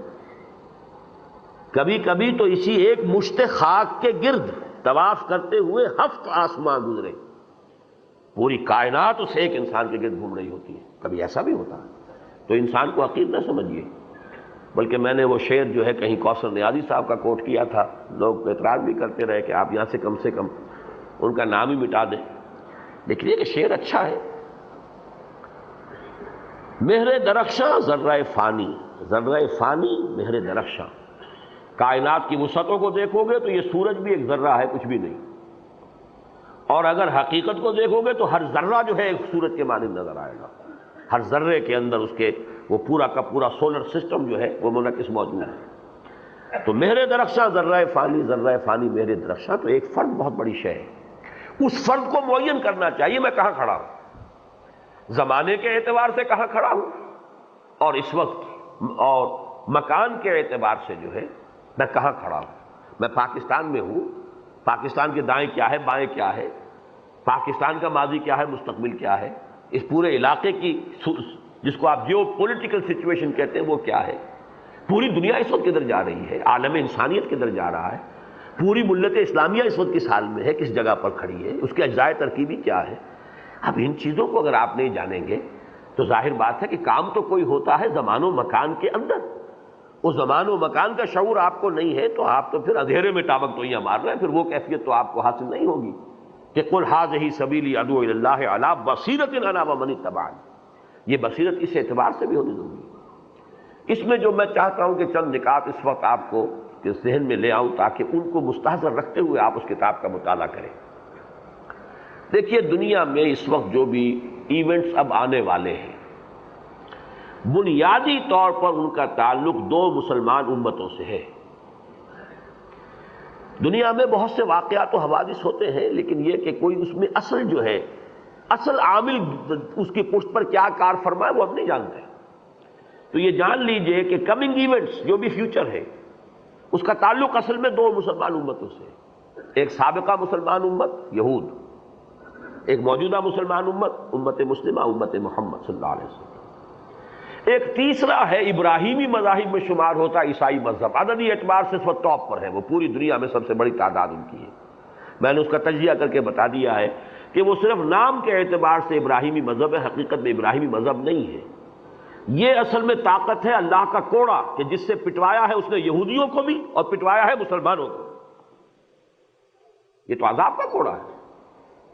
اور اصل میں اس وقت ہونا کیا ہے، یہود اور عیسائیوں دونوں کے ہاتھوں اس موجودہ مسلمان امت کی اصل پٹائی ہونی، عذاب الہی کے شدید ترین کوڑے پڑنے، جن کے بارے میں یقینی خبریں تو ہیں عربوں کے بارے میں، اس لیے کہ بہرحال فضیلت بھی زیادہ ان کی تھی، ذمہ داری بھی زیادہ ان کی ہے، سزا بھی زیادہ انہی کو ملے گی. وہاں تو وہ جو بھی کتاب الملاحم کی خبریں ہیں اور خروج دجال کی خبریں ہیں اور وہ جو بھی کچھ وہاں پر کچھ تو خون ہونا ہے، جو گریٹر اسرائیل وجود میں آنا ہے، وہ سب کا پس منظر اچھی طرح سمجھ لیجیے. اس کے بعد اس سابقہ امت جسے کہ کوڑا بنایا جائے گا مسلمانوں کے عذاب کا، پھر ان کا استیصال ہے، ان کی صفائی ہوگی پھر حضرت مسیح علیہ السلام کے نزول کے ذریعے سے.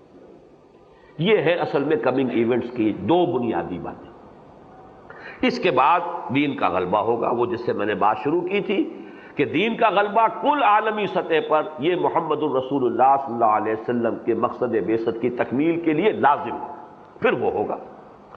اور اس کے حوالے سے معلوم ہوتا ہے کہ اس کا نقطہ آغاز یہ علاقہ ہے پاکستان اور اس کے ساتھ ملحق علاقہ افغانستان. اس کو میں نے تفصیل سے پہلے بھی لکھ دیا تھا استحکام پاکستان نامی کتاب میں. 400 سال کی مجددین کی ساری مساعی، حضرت مجدد الفسانی سے شروع ہو کر پھر شیخ امام الہند شاہ ولی اللہ دہلوی، پھر یہ کہ تحریک شہیدین، یہ ساری چیزیں گنتے چلے جائیے. اس سب کی وراثت اب آ کر منتقل ہو گئی ہے اور مرکوز ہو گئی ہے اس پاکستان میں. افغانستان میں جو بھی اس وقت جہاد ہوا ہے، جو بھی اس میں بہرحال دوسرے یعنی عوامل بھی تھے، لیکن بڑے خلوص اور اخلاص کے ساتھ بھی لوگوں نے جانے دی، کہاں کہاں سے آ کر جانے دی. دور دراز سے مسلمان آیا کھینچا ہوا اور اس کا خون جو ہے جذب ہوا ہے سرزمین افغانستان میں. تو آخر تو رنگ لائے گا. آج نہیں، کوتاہیاں جو غلطیاں ہیں ہماری، ان کی جو بھی سزائیں مل رہی ہیں وہ تو ملیں گی، لیکن بالآخر یہیں سے آغاز ہونا ہے. پاکستان کے بارے میں جیسا کہ میں نے عرض کیا ہے، مضمون میں لکھ بھی چکا ہوں، چھپ بھی چکا ہے کہ میں نہیں کہہ سکتا. یہ بھی ہو سکتا ہے کہ ہندوؤں کے ہاتھوں ہماری پٹائی ہو اور یہ سن 71 والی پٹائی سے 100 گنا زیادہ ہو، اور ہمارا بھرکس نکال کر اللہ تعالیٰ پھر ہندوؤں کو توفیق دے دے اسلام لانے کی. اس لیے کہ واقعہ یہ ہے کہ ہندوؤں کے راستے میں اسلام کے قبول کرنے میں سب سے بڑی رکاوٹ ہمیں. ہم نے جو ان پر حکومتیں کی ہیں اور جو کچھ بھی کیا ہے یہاں، اسلام تو ان تک نہیں پہنچایا ہم نے. ایک مذہبی کشاکش تو رہی ہے، اس کا انتقام کا جذبہ ہے. اب وہ اسلام کو مسلمانوں کے مذہب کی حیثیت سے جانتے ہیں. آخر ہندو کے لیے مارکس کا مذہب، مارکسزم اختیار کرنا آسان کیوں ہو گیا؟ مارکس ہندو تو نہیں تھا، ہندوستان کی پیداوار تو نہیں تھا، اس کو وہ قبول کر سکتے ہیں. آج بھی مارکسزم جو ہے فلسفے کے اعتبار سے بھارت کے اندر موجود ہے. کتنی بڑی ریاست ہے یہ جو مغربی بنگال کی ہے، وہ مارکسسٹ حکومت آج بھی قائم ہے، لیکن اسلام کی طرف وہ نہیں آ سکتے. یہ ہمارے دشمنوں کا مذہب ہے. گویا کہ ہم اصل میں رکاوٹ بنے رہے. تو کوئی پتہ نہیں، اللہ تعالیٰ ان کا جو جوش انتقام ہے اس کو ہم پر ایک مرتبہ سرد کرا کر اور ہمیں بھی سزا دے کر پھر ان کو توفیق دے دے کہ وہ اسلام لے آئیں. اور یہ بھی ہو سکتا ہے ہمیں اس کی کوشش کرنی چاہیے کہ اس سے پہلے ہی قوم یونس کی طرح کی توبہ کی توفیق ہمیں حاصل ہو جائے. اس عذاب سے پہلے ہی ہم جاگ جائیں، ہوش میں آ جائیں اور ہم توبہ کر لیں اجتماعی سطح پر. لیکن دونوں حالتوں میں مجھے تقریباً یقین ہے کہ احیاء اسلام اور نظام خلافت کا آغاز اسی سرزمین سے ہوگا. ہمارے ہاتھوں ہو یا ہمیں پٹوا کر ہمارے دشمنوں کو پھر اسلام کی توفیق دے کر ان کے ہاتھوں کروائے. اللہ ہے آیا فتنہ تاتار کے افسانے سے، پاسباں مل گئے کعبے کو صنم خانے. اس کو اچھی طرح سمجھنا سورہ کبریٰ کے ساتھ اور بنی اسرائیل کی تاریخ کی کا ماضی حال اور مستقبل اور مسلمانوں کی تاریخ کا ماضی حال اور مستقبل، اس کا ایک خاکہ ذہنوں میں ہونا یہ بہت ضروری ہے، اور اس کے لیے اس کتاب کو جیسا کہ میں نے عرض کیا ہر رفیق تنظیم اس کے مطالعے کو اپنے لیے لازم سمجھے، پھر اپنا خود امتحان لے کہ میں نے سمجھ لیا ہے۔ سوالات پیدا ہو تو انہیں نوٹ کریں، انہیں ڈسکس کریں، آپ اپنے اجتماعات میں ڈسکس کیجئے، تنظیمی اجتماعات میں ان کو موضوع بنائیے، گفتگو کیجئے، ان میں کہاں غلطی نظر آ رہی ہے، کہاں جھول ہے، پھر یہ کہ اس کتاب کو دوسروں تک بھی پہنچائیے۔ ایک کام یہ ہے کہ جو عالمی تناظر زمان و مکان کا ایک پرسپیکٹو لینے کے لیے ضروری ہے۔ اب پاکستان کا معاملہ جیسا کہ میں نے عرض کیا، اس میں ہماری جد و جہد جو ہے اس کے ضمن میں چند باتیں ہیں جو آپ کے سامنے رکھ رہا ہوں۔ پہلی بات تو یہ تنظیم کا 18واں سالانہ اجتماع ہے، تو تنظیم کے حوالے سے یہ اس کا ایک انڈیکس ہے، ایک گویا کہ جس میں ہم دیکھ سکتے ہیں، جائزہ لے سکتے ہیں تنظیمی سطح پر ہم کہاں کھڑے ہیں۔ اس اجتماع کے بارے میں دو چیزیں نوٹ کرنے کی ہیں۔ پہلی بات یہ کہ نظم و ضبط کے اعتبار سے، انتظامات کے اعتبار سے یہ ہمارے سابقہ اجتماعات سے آپ سب نے محسوس کیا ہوگا بہت بہتر ہے، بلکہ اسی کے ذیل میں پروگرام میں بھی خاص طور پر آپ نے نوٹ کیا ہوگا کہ میری اس میں شمولیت یا شرکت سابق کے معاملے میں بہت کم رہی، سابق کے مقابلے میں۔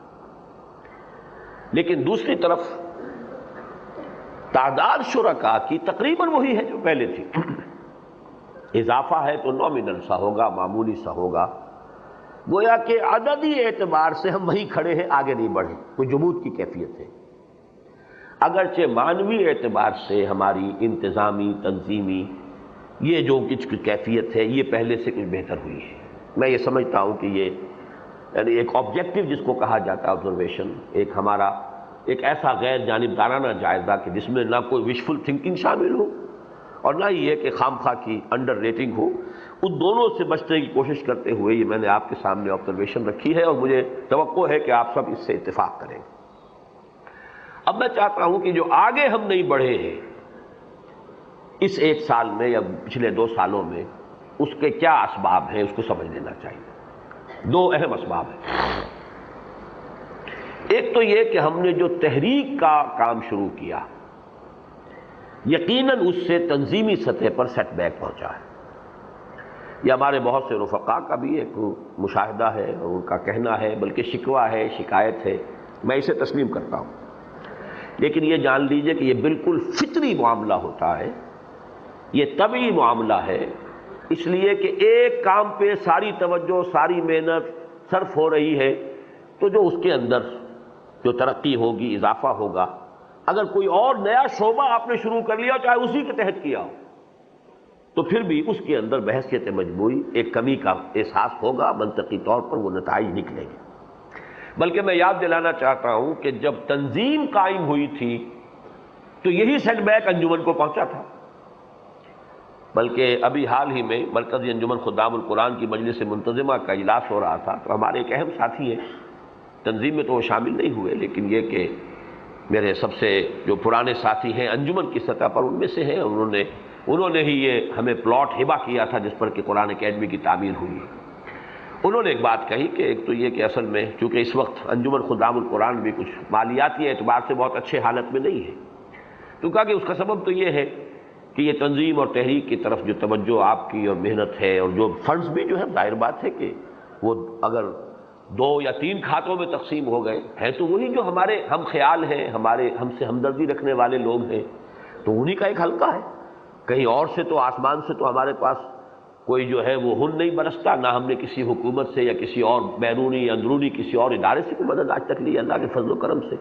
تو یہ واقعہ ہے، تنظیم شروع نہ ہوتی تو انجمن کا کام، قرآن اکیڈمی کا کام، قرآن کالج کا کام، یعنی وہ جو ہمارا پہلی حیث تنظیمی تھی، اس کی رفتار بہت تیز ہوتی۔ بلکہ اس سے آگے بڑھ کر آپ کو بتا رہا ہوں، انجمن قائم ہوئی تو میرا اپنا ذاتی حلقہ محدود ہو گیا تھا۔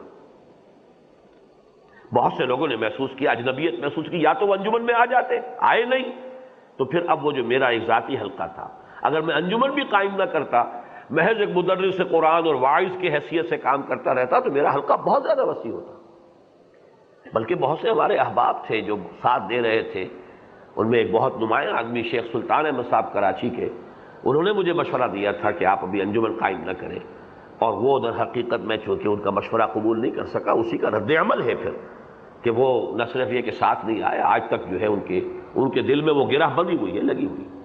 تو مجھے اپنے ذاتی حلقے کی قربانی دینی پڑی تھی انجمن کے قیام کے لیے، اور پھر انجمن کے اندر قربانی دینی پڑی تھی تنظیم کے قیام کے لیے۔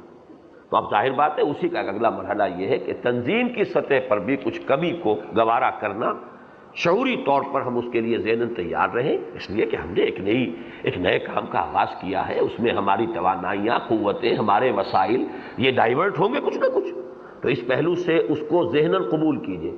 سوچنا اگر ہے تو یہ کہ یہ ہم نے صحیح کیا یا نہیں کیا، یہ بات علیحدہ ہے، لیکن یہ کہ اگر صحیح کیا ہے تو پھر یہ کہ اس کے لیے ذہناً تیار رہنا چاہیے۔ تو بہرحال ایک میرے نزدیک ایک فیکٹر یہ ہے۔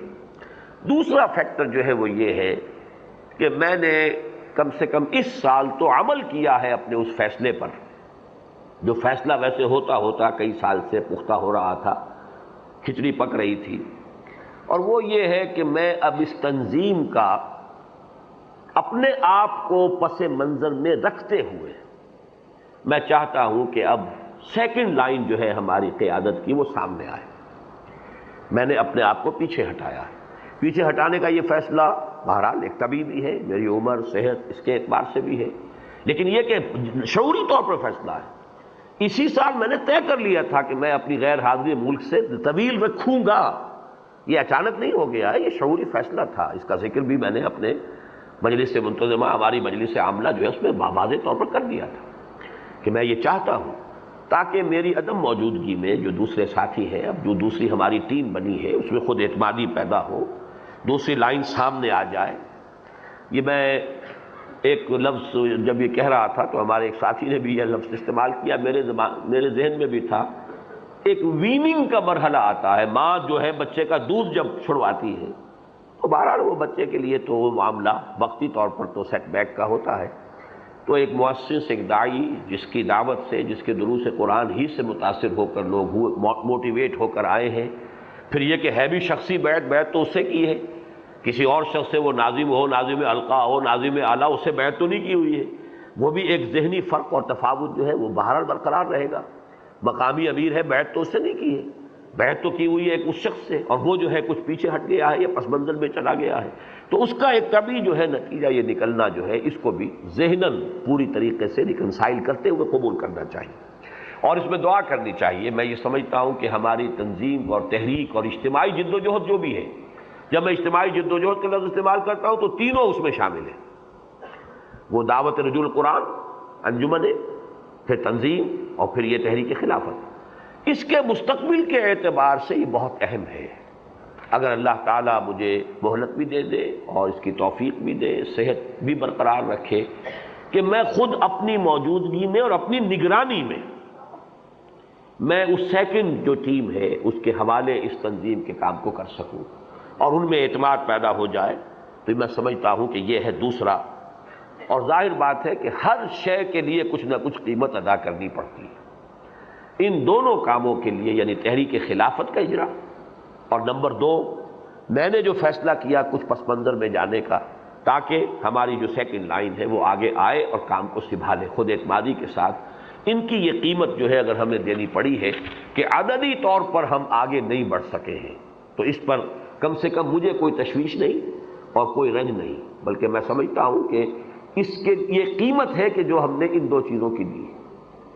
اب آئندہ کے لیے سب سے پہلی بات یہ ہے جو میں نے اس مرتبہ اپنے خطبہ جمعہ میں بھی جو افتتاحی خطاب تھا اس سالانہ اجتماع کا اس میں بیان کی ہے کہ ایمفیسس جو ہے جڑ پر جو ہونا چاہیے وہ اثر نو ہونا چاہیے، یعنی میں نے کل کے بھی اجتماعات میں 2-3 مرتبہ یہ اسی لیے یاد کرائی تھی اصطلاح دعوت الی الایمان بالقرآن، اس پر اثر نو، عزم تازہ کے ساتھ، اس کے پورے ایمفیسس کے ساتھ، پورا زور دیتے ہوئے، دوبارہ کمر ہمت کو کستے ہوئے ہمارا جو ایمفیسس ہے وہ اس کے اوپر قائم ہو جانا چاہیے۔ اس کی وجہ کیا ہے؟ اب جو نئی تازہ صورتحال آئی ہے، جس کا میں نے تجزیہ کیا ہے پچھلے جمعے میں بھی، اس سے پچھلے جمعے میں بھی، اور جس کی پیشن گوئی میں پہلے کر چکا تھا کہ یہ ملک خالص سیکولرزم کے رخ پر جائے گا، یہ در حقیقت بعین ہی وہی تجزیہ ہے جو سن 67 کے اپنے اس مضمون میں کر چکا ہوں، جو اسلام کی نشت ثانیہ کرنے کے اصل کام کے نام سے شائع ہوا، اور جو گویا کہ انجمن خدام القرآن کا بنیادی مینیفیسٹو ہے۔ تو تجزیہ تو وہی ہے، ایمان نہیں ہے ہمارے پاس، مادہ پرستی کی جڑیں گہری ہیں، وہ انٹیلیجنسیا میں بھی، عوام میں بھی ہے۔ جہاں فیصلہ آ جائے گا دنیاوی مفاد یا دین، تو دنیاوی مفاد آگے ہوگا، دین پیچھے ہوگا۔ بما قدم واخر، کس چیز کو آگے کیا، کس چیز کو پیچھے کیا، یہی سارا معاملہ ہوتا۔ ہر مرحلے پر فیصلہ کن چیز تو یہ ہے، اپنے ذاتی اور رشتہ داروں کے معاملات کو مقدم رکھا یا تنظیمی تقاضے کو مقدم رکھا، ایک ہی بات ہوگی، یا اس کو مقدم رکھیں گے یا اس کو رکھیں گے مقدم، آخرت کو مقدم رکھا یا دنیا کو مقدم رکھا، ایک ہی ہوگا، فیصلہ کر لیجیے۔ اس معاملے میں دنیاوی مفادات یا دین، دنیاوی مفاد اول، یہ ہماری عظیم اکثریت کا حال۔ سبب کیا؟ ایمان نہیں۔ ایمان ہو تو یہ صورت ہو نہیں سکتی، جب تک ایمان نہیں ہوگا اس میں تبدیلی نہیں آئے گی۔ ایمان آئے گا قرآن مجید سے۔ تو دعوت الی الایمان بالقرآن، یہ گویا کہ یہ دو الفاظ میں نے خاص طور پر وہ دو ورقہ جو ہم نے چھاپا، اس کا اشتہار بھی دیا، اور اس ملک میں بہرحال ہمارے وسائل و ذرائع جو بھی ہو سکتے تھے، 1,00,000 روپے کے قریب جو ہے ہم نے صرف کیا ان اشتہارات کے اوپر۔ اس میں جو دو الفاظ میں نے استعمال کیے ہیں، میں چاہتا ہوں کہ دوبارہ انہیں لے آؤں آپ کے سامنے۔ قرآن حکیم کی آیات بینات کا مدلل اور پرجوش ابلاغ۔ درس قرآن جو ہے وہ مردہ قسم کا درس قرآن نہیں چاہیے۔ جیسا کہ کل ہمارے ایک ساتھی نے کہا تھا، حضور خطبہ دیتے تھے تو آنکھیں سرخ ہو جاتی تھی، علا صوتہ احمرت عیناہ، آنکھیں سرخ ہو جاتی تھی، آواز بلند ہو جاتی تھی، اور جس کو کہا جاتا ہے کہ ایک شخص اپنی پوری شخصیت کو ابھیل کر وہ بات کر رہا ہو، وہ بات اس کی اپنی شخصیت کی گہرائیوں میں سے نکل رہی ہو، جس کو کہتے ہیں کہ دل سے جو بات نکلتی ہے اثر رکھتی ہے، اور پھر یہ کہ پوری شخصیت اس کے ساتھ ہم آہنگ ہو تو وہ بات اثر کرتی ہے۔ تو اس پہلو سے یہ جو ہے قرآن حکیم کی آیات بینات کا پرجوش اور مدلل ابلاغ، دو اس کے جو اوصاف ہیں اس میں پورے ہونے چاہیے۔ اس کے لیے خاص طور پر جو بھی ٹیم ہماری تیار ہوئی ہے، ان کے لیے اب یہ ایک بہت بڑا چیلنج ہے۔ ہمیں اثر نو، جیسے کہ حضور نے فرمایا تھا حجۃ الوداع کے موقع پر، استدار الزمان کہتے یوم خلق اللہ السماوات والارض، تو گویا کہ ہمیں اثر نو پھر وہی اس کا تصور کرتے ہوئے، جڑ وہی ہے، غذا وہیں سے ملے گی، اس جڑ کا استحکام پر اثر نو جو ہے اپنی کمر کو کسنا ہے اور اس پر ایمفیسائز اثر نو ڈالنا ہے۔ اس میں ظاہر بات ہے کہ اصل جو ذمہ داری ہے اب وہ میری نہیں ہے، یہ اس ٹیم کی ہے کہ جس نے اس منتخب نصاب کو اچھی طرح سمجھا، ہضم کیا، بیان بھی کیا ہے، لیکن یہ کہ ابھی اس کے ضمن میں جو اتنا جوش چاہیے وہ نہیں ہے تو بہت کم لوگوں میں۔ زندگی میں وہی اصل شے بن جائے اور انسان محسوس کرے کہ کتنی بڑی شے ہے جو اللہ نے مجھے عطا کر دی ہے، اپنی خودی پہچان ہو غافل افغان، قرآن کا کوئی فہم دے دیا ہے تو کتنی بڑی ذمہ داری آ گئی۔ اب اس کے ابلاغ میں اگر کوئی کمی رہ جاتی ہے، اپنی کم ہمتی کے باعث، اپنی دنیاوی آسائشوں کی طرف زیادہ رغبت کے باعث اگر یہ کمی رہ گئی تو بہت بڑا وبال ہوگا۔ اس لیے کہ جس کے پاس یہ نہیں ہے وہ تو اتنا مسئول نہیں ہے، لیکن جس کے پاس یہ دولت پہنچ گئی ہے وہ بہت بڑا، اس کی مسئولیت اتنی ہی زیادہ شدید ہے۔ سورہ سجدہ کی جو دو آیات ہیں 23 اور 24 جو میں نے بارہا پہلے بھی بیان کی ہے، اپنے ان نوجوان ساتھیوں کی توجہ کے لیے پھر میں دوبارہ بیان کر رہا ہوں۔ وَلَقَدْ آتَيْنَا مُوسَى الْكِتَابَ فَلَا تَكُنْ فِي مِرْيَةٍ مِّن لِقَائِهِ وَجَعَلْنَاهُ هُدًى لِّبَنِي اسرائیل، ہم نے موسیٰ کو بھی کتاب دی تھی، تورات دی تھی، اسے بنی اسرائیل کے لیے ہدایت بنایا تھا۔ وَجَعَلْنَا مِنْهُمْ أَئِمَّةً يَهْدُونَ بِأَمْرِنَا لَمَّا صَبَرُوا وَكَانُوا بِآيَاتِنَا يُوقِنُونَ، اور ہم نے انہی میں ایسے لوگ پیدا کیے جو ائمہ بن گئے، امام بن گئے، جو لوگوں کو ہدایت دیتے تھے، یعنی انہی میں سے، بنی اسرائیل میں سے ایسے لوگ حضرت موسیٰ علیہ السلام کے ساتھیوں میں سے پھر ابھرے، جیسے ہماری حضرت عیسیٰ کے تھے، تو کیا آپ کے خیال میں حضرت موسیٰ کے کوئی ساتھی نہیں تھے؟ وَجَعَلْنَا مِنْهُمْ أَئِمَّةً يَهْدُونَ بِأَمْرِنَا لَمَّا صَبَرُوا، لیکن شرطیں دو ہیں، صبر، اپنی دنیا، دنیاوی ایمبیشنز، دنیاوی مفادات، کیریئر، مستقبل کے تحفظات، ان تمام چیزوں سے انسان صرف نظر کرے۔ ملازمت نہیں چھوڑ سکتے، اس لیے نہیں چھوڑ سکتے کہ کوئی سیکیورٹی آف امپلائمنٹ تو ہوگی نہیں اگر ہم کسی اور کام میں، اگر اللہ کے بندے کوئی کسی نے انجمن بنائی ہے، وہ ہماری اگر قوت لا یموت کی ذمہ داری لینے کو تیار ہے تو کیا پتہ ہے، یہ تو حکومت کی ملازمت ہے، اس میں تو سیکیورٹی آف امپلائمنٹ ہے، وہاں کیا پتہ کل نہ انجمن ہو نہ انجمن کے لوگ ہوں۔ اب یہ تو پھر وہ صبر والی بات نہیں ہے، یہ پھر اللہ پر توکل نہیں ہے، یہ اپنی اس دولت یا اپنی جو دولت ہے علم قرآن کی دولت، پھر اس کا حق ادا کرنے کا تقاضا یہ نہیں ہے۔ مجھے یاد آ رہا ہے، میں واقعہ آپ کو سنا دوں، اچھا ہے ریکارڈ پر آ جائے۔ یہ مولانا ہمارے جو حاجی عبد الواحد صاحب تھے مرحوم رحمۃ اللہ علیہ، اللہ تعالیٰ ان کی مغفرت فرمائے، ان کا واقعہ ہے، وہ جب حج پر گئے تھے تو مولانا عبید اللہ سندھی رحمۃ اللہ علیہ، وہ ابھی جلا وطنی کے دور میں تھے، ابھی وہ ہندوستان نہیں آئے تھے واپس، تو وہیں پر جلا وطنی میں وہ مکہ مکرمہ میں مقیم تھے۔ تو حاجی عبد الواحد صاحب ایک سال گئے حج پر، پھر وہیں ان کے پاس رہ گئے، اگلے سال کا حج کر کے واپس آئے، تو ایک سال انہوں نے صحبت اٹھائی ہے مولانا عبید اللہ سندھی کی۔ مولانا عبید اللہ، اور یہ حاجی صاحب ہیڈ ماسٹر تھے ایک اسکول کے اندر، انگلش ٹیچر تھے، 1930 میں انہوں نے ایم اے کیا تھا انگلش میں، امرتسر کے رہنے والے، کوئٹے میں ایک اسکول میں ہیڈ ماسٹر۔ مولانا عبید اللہ سندھی انہیں آمادہ کر رہے تھے کہ تم یہ ملازمت چھوڑو، تو اللہ نے صلاحیت دی ہے، توانائی دی ہے، ابھی جوان ہو، تمہارے جسم و جان میں کچھ قوت ہے، اسے لگاؤ دین کے کام کے لیے، کیوں یہ ملازمت کرنا؟ تو حاجی صاحب کہتے ہیں کہ میں نے ان سے یہ کہا ایک دفعہ بہت ہی تنگ آ کر کہ حضرت واقعی آپ جو بات کہتے ہیں کرنے کا کام تو یہی ہے، لیکن ہم سے جمعرات کی روٹیاں نہیں کھائی جاتی۔ اس پر کہتے ہیں میں اب کوشش کروں گا کہ وہ پوری کیفیت آپ تک منتقل کروں۔ حاجی صاحب کہتے ہیں کہ ایک دفعہ تو ذرا سے چپ ہوئے مولانا عبید اللہ سندھی، ہاں صاحب واقعی بات ہے، آپ لوگ بہت باعزت ہیں، آپ کی حمیت اور غیرت کیسے گوارا کر لے گی کہ آپ جو ہے وہ مسلمانوں کے چندوں سے آپ کو تنخواہ ملے یا کچھ آپ کی جو ہے کفالت ہو۔ تو پہلے تم دھیمے انداز میں، اور پھر کہا تمہیں شرم نہیں آتی؟ اس انگریز کی گاڑی کے اندر گھوڑوں کی طرح جتے ہوئے ہو، اس کی زبان پڑھا رہے ہو، پیسے لے رہے ہو، وہ تم پر یہ آمدنی جو ہے بار بار نہیں گزرتی تمہاری غیرت پر اور حمیت پر؟ اور اگر مسلمان اپنا پیٹ کاٹ کر تمہاری معیشت کے لیے کچھ حاضر کر دے، اس کو قبول کرنا تمہاری غیرت اور عزت اور حمیت کے خلاف۔ تو حاجی صاحب کہتے ہیں کہ اس کے بعد میں نے کہا کہ حضور کان پکڑتا ہوں، آئندہ یہ بات نہیں کہوں گا، حاضر ہوں، جو آپ حکم دیں گے کروں گا۔ تو بہرحال یہ میں نے چند باتیں آپ کو بتائی ہیں کہ یہ اپنے کیریئرز، ان سب سے اگر صرف نظر نہیں ہوگا اپنی دنیاوی ایمبیشنز کو، وہ جو حالی کا شعر بارہا میں نے آپ کو سنایا ہے کہ اب عصا بنوائیے نخل تمنا کاٹ کر، نخل تمنا یہ آرزوئیں اور طول عمل اور یہ ایمبیشنز، ان کو جب تک کاٹیں گے نہیں، ذوف پیری بڑھ گیا، جوش جوانی گھٹ گیا۔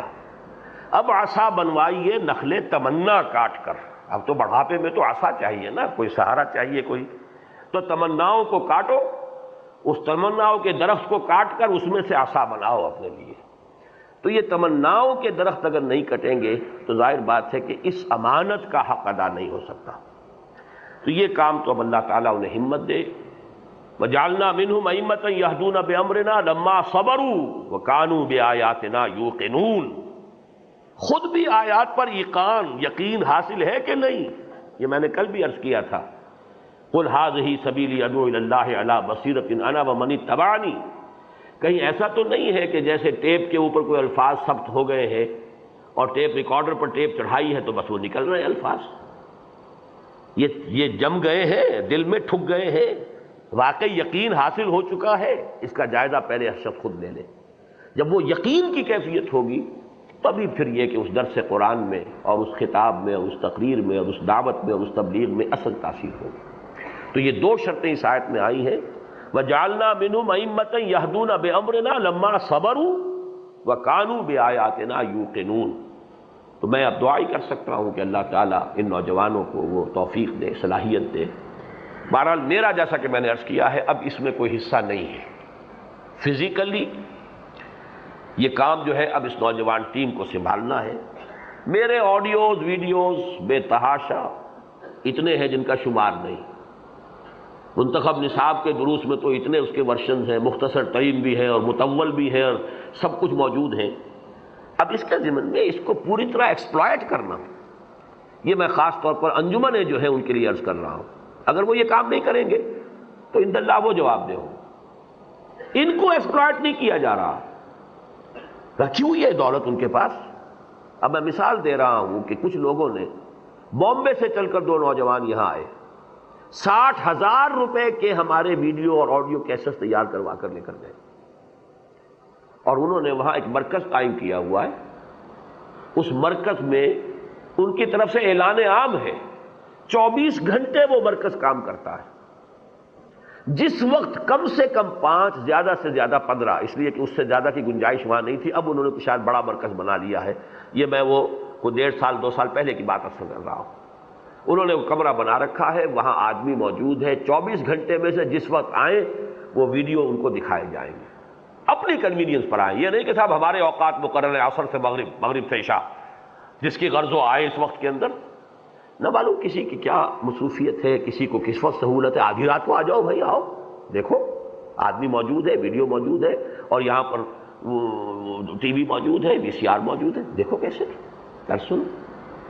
اسی ضمن میں خیال آیا تھا 4 فٹ کی اسکرین بھی تو ہوتی ہے، یہ ہماری اکیڈمیز ہیں، ان میں وہ اسکرینز لگائی جائیں، ذرائع ابلاغ کے اوپر آتا رہے کہ اس طریقے سے کیسٹ دکھائے جائیں گے۔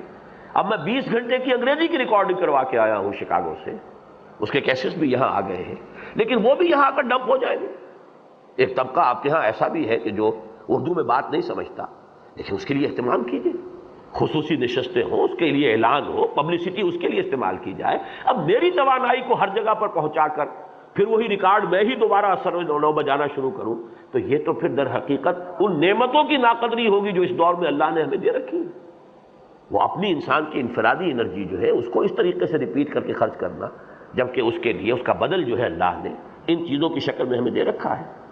بہرحال اس ضمن میں میں اپنے ذمے جو ہے صرف ایک قرض سمجھتا ہوں، اور وہ یہ ہے کہ اگر اللہ توفیق دے، حالات کو سازگار بنا دے، تو جیسا کہ تازہ میثاق میں آپ نے تقریباً پورے کا مطالعہ تو پرسوں کر ہی لیا تھا، وہ 32 صفحے کی ایک رپورٹ میری حالیہ سفر کی ہے جو میرا امریکہ کا ہوا ہے، اس میں وضاحت سے ہی میں نے عرض کر دیا ہے، اللہ نے اگر صحت دی اور اگر عافیت رہی، زندگی رہی اور حالات بھی موافقت میں رہے، تو پھر یہ کہ میں ایک مرتبہ جا کر وہاں امریکہ اور انگریزی میں منتخب نصاب کا درس جو ہے وہ ابھی قرض ہے جو میں ادا نہیں کر سکا ہوں، یہ تو ہے ذاتی میرے ذمے، باقی پورا قرض جو ہے اب یہ آپ لوگوں کے ذمے ہے، چاہے وہ انفرادی اور پرسنل درس قرآن ہو، اس کے حوالے سے اس پیغام کو پہنچانا ہے، چاہے یہ کہ جو بھی آڈیو ویڈیو ہمارے پاس جو دولت موجود ہے اس کو ایکسپلائٹ کرنے کے جو بھی آج کے دور کے تقاضوں کے مطابق بہتر سے بہتر، مؤثر سے مؤثر ذرائع ہو سکتے ہیں ان کو اختیار کرنا ہے،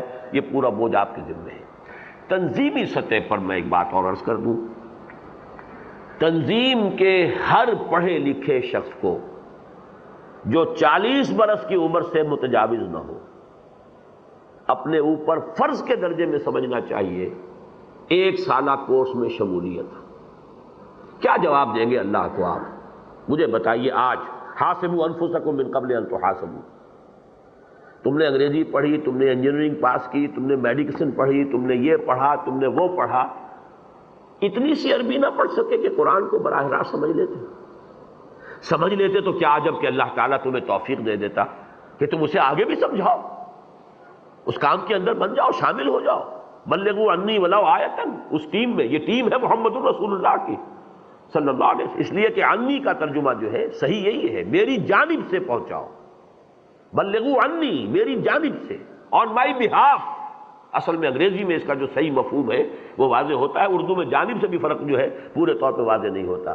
اصل تبلیغ قرآن فرض ہے محمد کا صلی اللہ علیہ وسلم تا قیام قیامت، لیکن جیسے ان کی زندگی میں ان کی جانب سے تبلیغ قرآن کے لیے مصعب بن عمیر پہنچ گئے تھے مدینہ منورہ، اسی طرح وہ اگرچہ اس وقت دنیا میں موجود نہیں ہے، ان کی جانب سے تبلیغ کر رہا ہے ہر وہ شخص جو اس کام کے اندر شریک ہو گیا ہو. خیرکم من تعلم القرآن وعلمہ. اس کے لیے یہ ہے کہ 1 ایئر کورس کے لیے زندگی میں سے 1 سال نہ نکالا. کیا جواب دیں گے اللہ کے؟ کیا ہو جائے گا اگر کلینک بند ہو جائے گا 1 سال کے لیے؟ کیا قیامت آ جائے گی؟ کیا واپس جا کے کلینک نہیں کھول سکتے؟ یہ نہیں بیٹھے ہوئے 3 سال کے بعد جا کر انہوں نے اپنی ڈینٹل کلینک دوبارہ شروع کر لیا فیصل آباد میں. کیا کھانے کو نہیں ملا؟ نہ اس 3 سال کے دوران نہ مل رہا. تو ہر شخص ذرا سوچے، غور کرے، جواب کیا دے گا؟ اللہ پر ایمان نہیں، یا یہ اپنے فرضیت کا احساس نہیں؟ ہر پڑھا لکھا شخص ایک خاص عمر سے گزرنے کے بعد بہرحال وہ تعلیم کا جو ہے اس کی صلاحیت اتنی نہیں رہتی آدمی میں، لیکن یہ ہے کہ وہ اسے اپنے لیے فرض عین کے درجے میں سمجھے کہ یہ وقت تو نکالنا ہے ہر حال میں.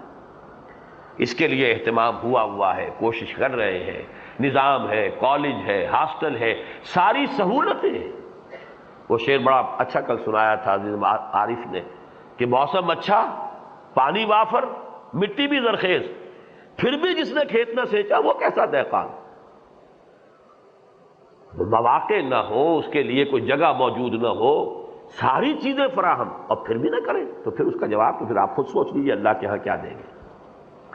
تنظیم کی سطح پر اصل زور، جیسا کہ آپ نے نوٹ کر لیا ہوگا اس سالانہ اجتماع کے پروگرام میں بھی، انفرادی دعوت، ایمفیسس اس پر ہونا چاہیے.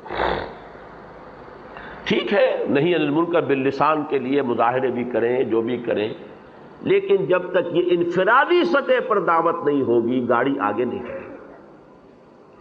پھر اس کو وہی استدار الزمان کہتی یوم خلق اللہ السماوات والارض، تنظیم اسلامی کی قرارداد تاسیس، اس کی توضیحات کا اثر نو مطالعہ کریں، بلکہ نہ صرف اس کا، بلکہ یہ کہ تنظیم اسلامی کے 5 جو کتابچے ہیں بنیادی، اس کا حرف بحرف نص بنص مطالعہ ضروری.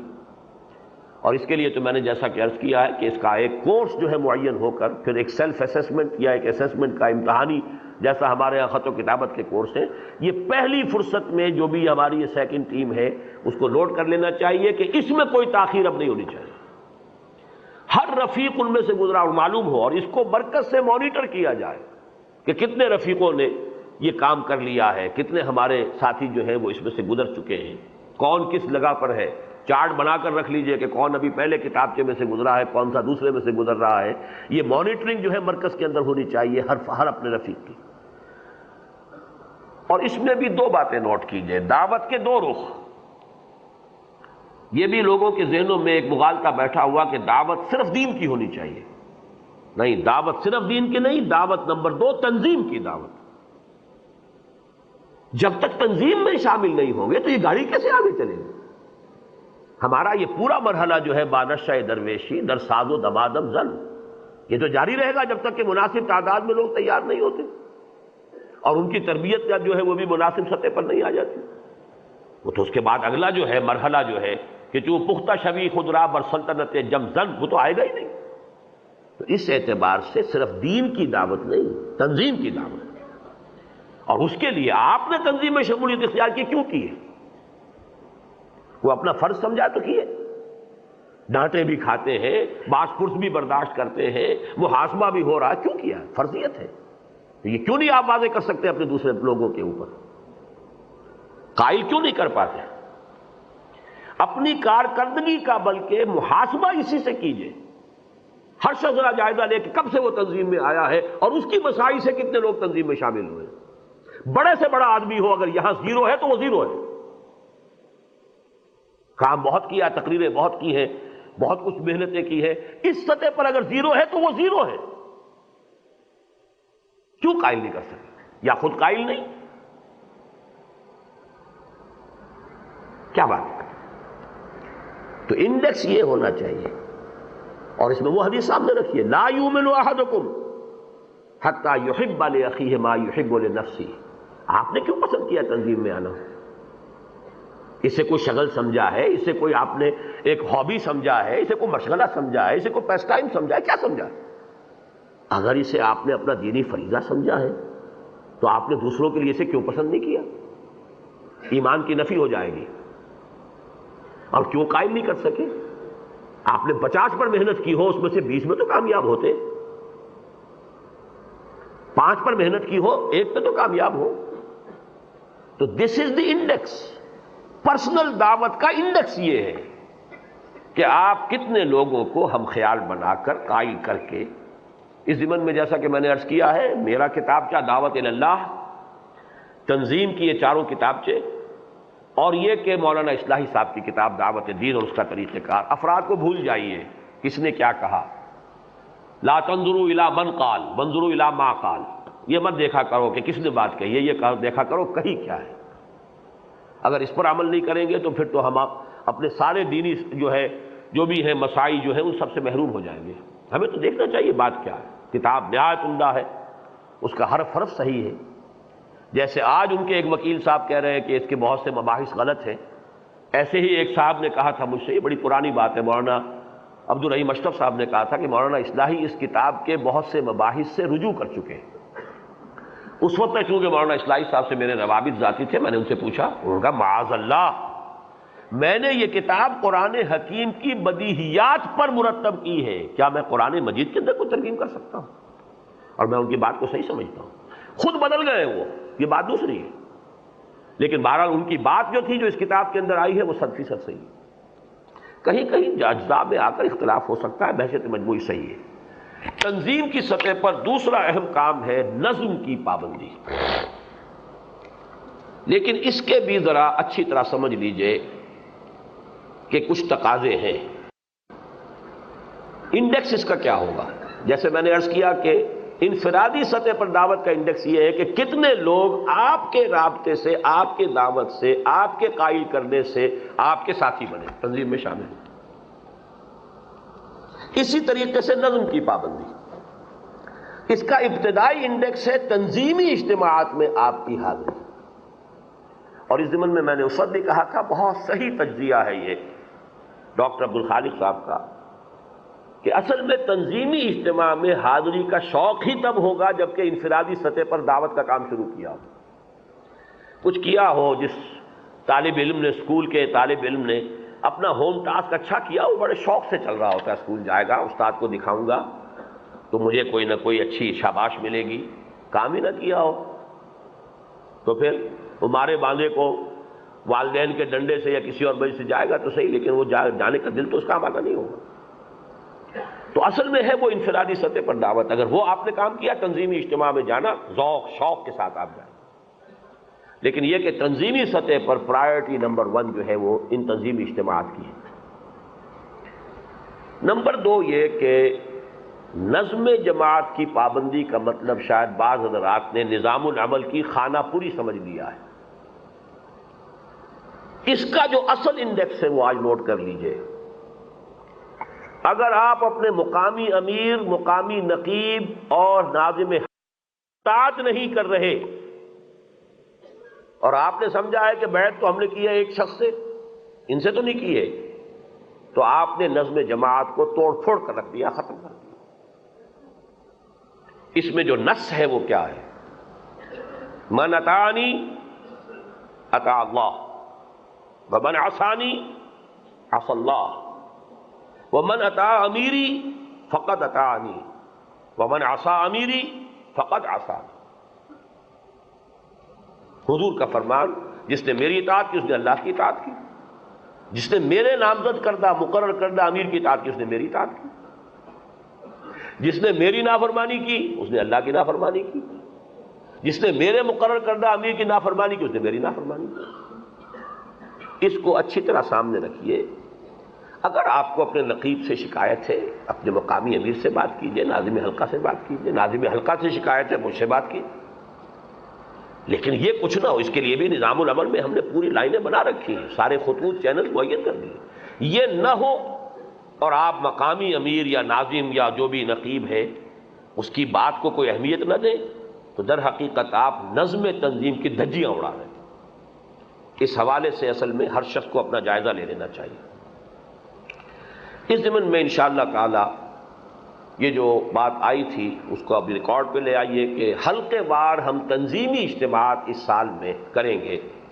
تمام جو حلقے ہیں پاکستان میں لیکن اس کے موقع پر کوئی جلسہ عام نہیں ہوگا، بلکہ تربیت کی نوعیت کے تنظیمی اجتماعات حلقے وار سطح پر 3 دن کے ہوں، لوگ وہاں پر رہیں، کوئی جلسہ نہیں، کوئی ہنگامہ نہیں، ہاں ایسی جگہ پر ہو، اس کا اعلان بھی ہو، لوگ عام بھی اگر آ سکیں تو آ جائیں، چاہے آپ نے بڑے شہر سے 5 میل باہر رکھ لی، کوئی جگہ آپ کو مناسب وہاں ملی ہے، کوئی بات نہیں، جگہ اچھی ہو جس میں کہ آپ اطمینان سے قیام پذیر ہو سکے اور وہاں سکون کے ساتھ آپ کی تربیت اور تعلیم کا، جس کو آپ کہتے ہیں ریفریشر کورسز، اس کا انتظام بھی ہو جائے، مشورے بھی ہو جائیں، پرسکون ماحول میں ساتھ رہیں گے تو ساتھ روابط بڑھیں گے، ایک دوسرے سے واقفیت بڑھے گی۔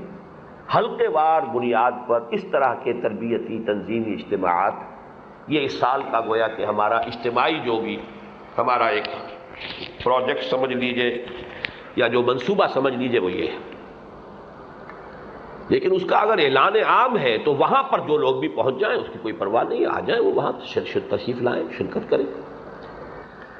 آخری باتیں میں عرض کر رہا ہوں کہ آج صبح جو حضرات نماز فجر میں نہیں تھے، میں نے سورہ صف کی آخری آیت کے حوالے سے تو جو ہمارا نظام ہے تنظیم کا، اس کی کچھ وضاحت کی تھی، تذکیر کی تھی، یاد دہانی کرائی تھی، من انصاری الی اللہ، اور سورہ تغابن کی ایک آیت کے حوالے سے کہا تھا کہ 3 الفاظ ہر شخص یاد کر کے یہاں سے جائے۔ فاتقوا اللہ ما استطعتم، پہلا کام یہ ہے کہ اللہ کا تقوی اختیار کرو حد استطاعت، امکانی حد تک۔ اور ہماری اس جو عہد نامہ خلافت ہے اس میں بھی پہلی بات یہی ہے، کلمہ شہادت اور استغفار کے بعد انی اعاہد اللہ ان اہجر کل ما یکرہہ، اللہ سے عہد کرتا ہوں کہ ہر اس چیز کو چھوڑ دوں گا جس کو اسے ناپسند ہے۔ تو فاتقوا اللہ ما استطعتم۔ نمبر 2 واسمعوا واطیعوا، اور میں نے وضاحت کر دی تھی جس کا حوالہ آج بھی دیا ہے، یہاں سماعت جماعتی سماعت، اس لیے کہ اسی رکوع میں پہلے آیت آ چکی ہے واطیعوا اللہ واطیعوا الرسول فإن تولیتم فإنما علی رسولنا البلاغ المبین، رسول کی اطاعت بحیثیت رسول وہ وہاں آ چکی ہے۔ یہاں فاسمعوا واطیعوا، لسن اینڈ اوبے، یہ وہ آرمی ڈسپلن کے لیے جو صحیح ترین تعبیر ہے، لسن اینڈ اوبے، فاسمعوا واطیعوا، یہ در حقیقت اس جماعتی نظم کے لیے جس کے تقاضے میں بیان کر چکا ہوں۔ اور نمبر 3 یہ کہ وَأَنفِقُوا خَيْرًا لِأَنفُسِكُمْ، کھپاؤ، لگاؤ، خرچ کر دو، تو بچا بچا کے نہ رکھ، اسے تیرا آئینہ ہے وہ آئینہ کہ شکستہ ہو تو عزیز تر ہے نگاہ آئینہ سار، وہ جسم ہو، وہ جان ہو، وہ صلاحیتیں ہوں، وہ توانائیاں ہوں، وہ پیسہ ہو، مال ہو، اس کو لگاؤ، کھپاؤ، خرچ کر دو۔ جو لگا دو گے اور کھپا دو گے اور خرچ کر دو گے وہ امر ہو جائے گا، وہ دائمی ہے، مستقل ہے، وہی بچت ہے۔ بقیہ کلھا الا کتفھا، پوری بکری بچ گئی سوائے اس کے کہ جو اس میں سے ہم نے استعمال کر لیا۔ جو ہم خرچ کر رہے ہیں وہ در حقیقت اپنے ذاتی ضروریات پر وہ خرچ ہے، وہ کنزمپشن ہے، جو اللہ کے دین کے لیے لگا رہے وہ بچت ہے، وہ سیونگ ہے۔ اسی طرح حضور کی وہ حدیث ابھی حال ہی میں فجر کے بعد جو درس قرآن، درس حدیث ہوتا ہے ہفتے میں شاید 2-3 دن، اس میں یہ حدیث بھی آئی کہ تم میں سے کون شخص ہے کہ جسے اپنے مال کے مقابلے میں اپنے وارث کا مال زیادہ پسند اور محبوب ہو۔ ایکم من مال وارثہ احب الیہ من مالہ، تم میں سے کون شخص ایسا ہے کہ جسے اپنے مال کی نسبت اپنے وارث کا مال زیادہ پسند ہو؟ سب صحابہ نے کہا کہ ہم میں سے کوئی نہیں ہے، ہر شخص کے نزدیک اپنا مال زیادہ محبوب ہے۔ فرمایا تو جان لو جو کچھ تم اللہ کی راہ میں دے دیتے ہو وہی تمہارا مال ہے، باقی جو چھوڑ مرو گے وہ تو وارث کا مال ہے، وہ تمہارا کہاں ہے؟ تو حقیقت میں انہی اعتبارات سے حضور صلی اللہ علیہ وسلم نے باتیں پہنچائی ہیں۔ ہم وہی جمع کرنے کی فکر کرتے ہیں، جائیداد ہے تو وہ وارثوں کے لیے بنا کر چھوڑ کر جائیں گے، وہ تو ان کے لیے رہ جائے گی، اور کیا پتہ وارثوں کو بھی رہنا نصیب ہو۔ مشرقی پنجاب میں نہ معلوم کتنے محل چھوڑ کر ہم آئے، اور ہندو یہاں پہ نہ معلوم کیا کچھ چھوڑ گئے، ان کے وارث تو آج یہاں نہیں ہے۔ اس اعتبار سے اگر عقل ہے صحیح عقل، لو کنتم تعلمون، تو پھر تو صحیح عقل کا تقاضا تو یہی ہے کہ جیسے حضرت مسیح نے کہا تھا زمین پر جمع نہ کرو جہاں چوری کا بھی ڈر، ڈاکے کا بھی اندیشہ، کیڑا بھی خراب کرتا ہے، آسمان پر جمع کرو جہاں نہ چوری کا اندیشہ، نہ ڈاکے کا خوف، نہ کیڑا خراب کر سکے۔ اس لیے کہ میں تم سے صحیح کہتا ہوں، جہاں تمہارا مال ہوگا وہیں تمہارا دل بھی لگے گا۔ مال اللہ کے ہاں جمع کرایا تو دل اللہ کے ساتھ لگے گا، اور مال سارا یہی جمع کیا ہے تو دل یہی اٹکا رہے گا۔ آخری تنظیمی سطح پر ایک اور بات ہے، مجھے کچھ ایسی اطلاعات مل رہی ہے کہ ہمارے بعض رفقا کچھ تصوف کے حلقوں سے اپنا ربط بڑھا رہے ہیں، یہاں تک کہ ایسے حلقوں سے بھی کہ جو ہمارے معاند اور مخالف ہیں۔ اس ضمن میں اچھی طرح سمجھ لیجئے کہ یہ جو دو بیعتیں ہیں، ایک نیام میں دو تلواریں، اصولی اعتبار سے تو یہ غیر منطقی بات ہے۔ ایک نیام میں تو ایک ہی تلوار ہونی چاہیے، دو بیعتیں کیسے ہوں گی؟ لیکن چونکہ ہم نے ابتدا میں یہ رعایت رکھی تھی کہ جو حضرات کسی سے منسلک ہیں، وہ بیعت ارشاد ہے، اس سے ان کا تعلق ہے، ہم توڑنا نہیں چاہتے اس تعلق کو، وہ تنظیم میں آ سکتے ہیں، شامل رہ سکتے ہیں۔ اس حوالے سے گویا کہ امپلائڈ کیا تھا کہ پہلی بیعت وہ تھی، اب اگر وہ شخص یہ سمجھتا ہے یا اس نے اجازت حاصل کر لی ہے اپنے ان مرشد سے، تو تبھی تو وہ اس بیعت میں آئے گا نا۔ یا تو وہ سمجھتا ہے کہ یہ کام اہم تر ہے، میں بغیر اپنے اس مرشد کی اجازت کے بھی اس میں شامل ہو سکتا ہوں، اور یا یہ ہے کہ وہ اپنے اس مرشد سے اجازت لے گا۔ لیکن اسی وقت معین کر دیا گیا تھا کہ اولیت اس بیعت کو حاصل رہے، نظم کی پابندی اور اولیت۔ بعد میں ہم نے یہ فیصلہ بھی کیا ہے کہ کوئی شخص تنظیم میں آنے کے بعد اگر کسی سے بیعت کرتا ہے تو میری اجازت کے بغیر نہیں کرے گا۔ اس میں تیسری بات میں عرض کر رہا ہوں کہ اگر کوئی حلقے جو ہے ہمارے معاند اور مخالف ہیں، ان کے ساتھ کوئی ربط و ضبط ہوگا تو یہ وہ منافقت ہے کہ جس کو یہاں برداشت نہیں کیا جائے۔ وہاں جائیں تو ان کے ساتھ اور ہمارے ساتھ آئیں تو ہمارے ساتھ، یہ بات نہیں چلے گی۔ اس میں بھی اچھی طریقے سے ان حضرات کو یکسو ہو کر فیصلہ کر لینا چاہیے۔ ہم نے کسی کی نفی نہیں کی، جہاں دل ٹھکتا ہے وہاں کام کیجیے، اللہ کے کام ہے سب۔ یہ تو ہم نے کبھی کہا ہی نہیں کہ تنظیم کو آپ چھوڑ دیں گے تو گویا کہ آپ خارج ہو گئے اسلام سے۔ یہ سب جماعتیں، سب حلقے، سب کام اسلام کے اندر ہیں۔ جس کی پریفرنس ہے وہاں آپ اپنے آپ کو منسلک کیجیے، اس کے تقاضے پورے طور سے ادا کیجیے۔ لیکن یہ کہ یہ نوٹ کر لیجئے کہ ایسے حلقوں کے ساتھ کوئی ربط اگر ہے تو پھر یہاں سے ربط انہیں توڑ لینا چاہیے۔ اگر وہ خود نہیں توڑیں گے، یہ ان کی کوئی مصلحتیں ہو سکتی ہیں، تو پھر وہ تعلق ہم منقطع کر دیں گے، اور یہ چیز ان کے اخراج یعنی تنظیم کے لیے بنیاد بن جائے گی۔ اب اس کے بعد وقت تو رہا نہیں ہے، یہ چند سوالات ہیں، لیکن اصل میں جب ان میں سے گزر رہا تھا تو میں نے یہ نوٹ کیا کہ کچھ حضرات نے اپنے کچھ مشکلات بیان کی۔ ہم آپ دعوت جب تنظیم کی دیتے ہیں تو لوگ کہتے ہیں کہ ڈاکٹر اسرار تو کوئی فارغ التحصیل عالم نہیں ہے، تو ہے صحیح بات ہے، اس میں کیا ہے؟ آپ اس کا ظاہر بات ہے کہ آپ اس کا جواب دیجئے، آپ اس پر لوگوں کو قائل کیجئے بحث و تمہیز کے بغیر۔ اگر کسی نے اس کو صرف الزامی جواب کی حیثیت سے آپ کے سامنے رکھ کر اور اپنے آپ کو بچانا چاہا تو بات اور ہے۔ اس ملک کے اندر اور بے شمار لوگ ہیں، آخر جماعت اسلامی قائم ہوئی، اتنی بڑی تعداد میں لوگ جماعت میں آئے، یہ الزام تو مولانا مودودی پر بھی تھا، پہلے دن سے تھا۔ تو اس حوالے سے اپنی کے اندر آپ کوئی کمی نہ کیجیے کہ در حقیقت یہ تعلیم کا نظام جو بنا ہوا ہے دین کا، یہ تو ایک مسلمان حکومت میں مفتیوں اور قاضیوں کا ایک تربیتی نظام تھا۔ اس کے ساتھ جو ہے بالکل اکویٹ کر دینا کہ یہی دین کا علم ہے، یہ تو میرے نزدیک قیاس مع الفارق ہے۔ دین کے علم میں تو اولین شے ہے قرآن مجید کا علم، قرآن کا فہم۔ اس پہلو سے آپ بات کیجئے، ڈٹ کر کیجئے، اور یہ نہ سمجھیے کہ اس وجہ سے آپ کے قدم رک جائیں گے، یا اسی طریقے سے کہ جب تک کہ یہ معاشی نظام نہیں بدلتا اس وقت تک جو ہے لوگوں کی مشکلات ہیں وہ آ نہیں سکتے ساتھ، اور معاشی نظام نہیں بدل سکتا جب تک کہ لوگ ساتھ نہ آئے، تو ڈائلیما ہے۔ تو ڈائلیما تو ہے زندگی کے اندر، تو نہ معلوم کس کس پہلو سے ڈائلیما موجود ہے، اسی میں سے آپ راستہ نکالتے ہیں، اسی میں سے وہ لوگ نکل آتے ہیں کہ جو اپنے پیٹوں پر پتھر باندھنے کو تیار ہو۔ دنیاوی انقلابوں کے لیے لوگوں نے سامنے کھڑے ہو کر جو ہے فوجوں کے فائرنگ سکواڈز کے سامنے کھڑے ہو کر گولیاں سینوں پر کھائی کہ نہیں کھائی؟ کیا کمیونسٹ ریولوشن اس کے بغیر آ گیا تھا؟ اور پھر یہ کہ قرآن مجید تو خود کہتا ہے وَلَنَبْلُوَنَّكُمْ بِشَيْءٍ مِّنَ الْخَوْفِ وَالْجُوعِ وَنَقْصٍ مِّنَ الْأَمْوَالِ وَالْأَنفُسِ وَالثَّمَرَاتِ، ہم تو تمہیں آزمائیں گے۔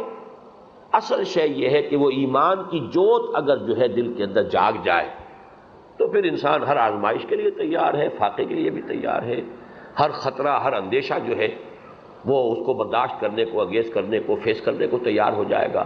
اگر وہ ایمان کی جوت نہیں جاگی، یا ایمان کی جوت تو کچھ جاگ گئی لیکن اپنے فرائض دینی کا صحیح شعور حاصل نہیں ہوا، تو پھر بہانے آئیں گے، ادھر سے بھی آئیں گے، ادھر سے بھی آئیں گے، ادھر سے بھی رکاوٹ ہوگی، ادھر سے بھی رکاوٹ ہوگی، وہ فارغ التحصیل نہیں، اور میری یہ معاشی مشکلات ہیں، یہ ساری چیزیں در حقیقت بالکل ختم ہو کر رہ جاتی ہیں جب انسان کے اندر ایک جذبہ پیدا ہو جائے۔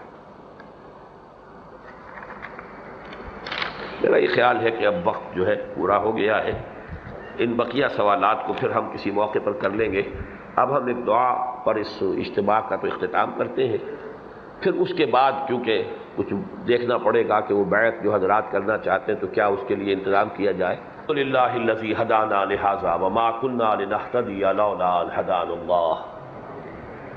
کل شکر، کل حمد، کل ثناء اس اللہ کے لیے ہے جس نے ہمیں ہدایت عطا فرمائی، اور ہم ہرگز ہدایت نہ پا سکتے اگر اللہ ہی ہمیں ہدایت نہ دیتا۔ ربنا لا تزغ قلوبنا بعد اذ ہدیتنا وہب لنا من لدنک رحمہ انک انت الوہاب۔ پروردگار، اس کے بعد کہ تو نے ہمیں ہدایت عطا فرمائی، اب ہمارے دلوں کو کج نہ ہونے دے۔ اے اللہ، ہمارے دل تیری انگلیوں کے مابین ہیں۔ اللہم صرف قلوبنا علی طاعتک، اللہم صرف قلوبنا الی دینک۔ ربنا تقبل منا انک انت السمیع العلیم وتب علینا انک انت التواب الرحیم۔ اللہم ربنا نور قلوبنا بالایمان، اے اللہ ہمارے دلوں کو ایمان حقیقی کے نور سے منور فرما دے۔ واشرح صدورنا للاسلام، ہمارے سینوں کو اسلام کے لیے کھول دے۔ اے اللہ، تیرے احکام پر ہمیں انشراح حاصل ہو جائے، تیرا ہر حکم ہمیں حکمت پر مبنی نظر آنے لگے۔ اللہم وفقنا لما تحب و ترضی، اے اللہ ہمیں ہر اس کام کی توفیق عطا فرما جس سے تو راضی ہوتا ہے۔ اللہم وفقنا ان نہجر کل ما تکرہ، اے اللہ ہمیں توفیق دے کہ ہر اس چیز کو چھوڑ دے جو تجھے ناپسند ہے۔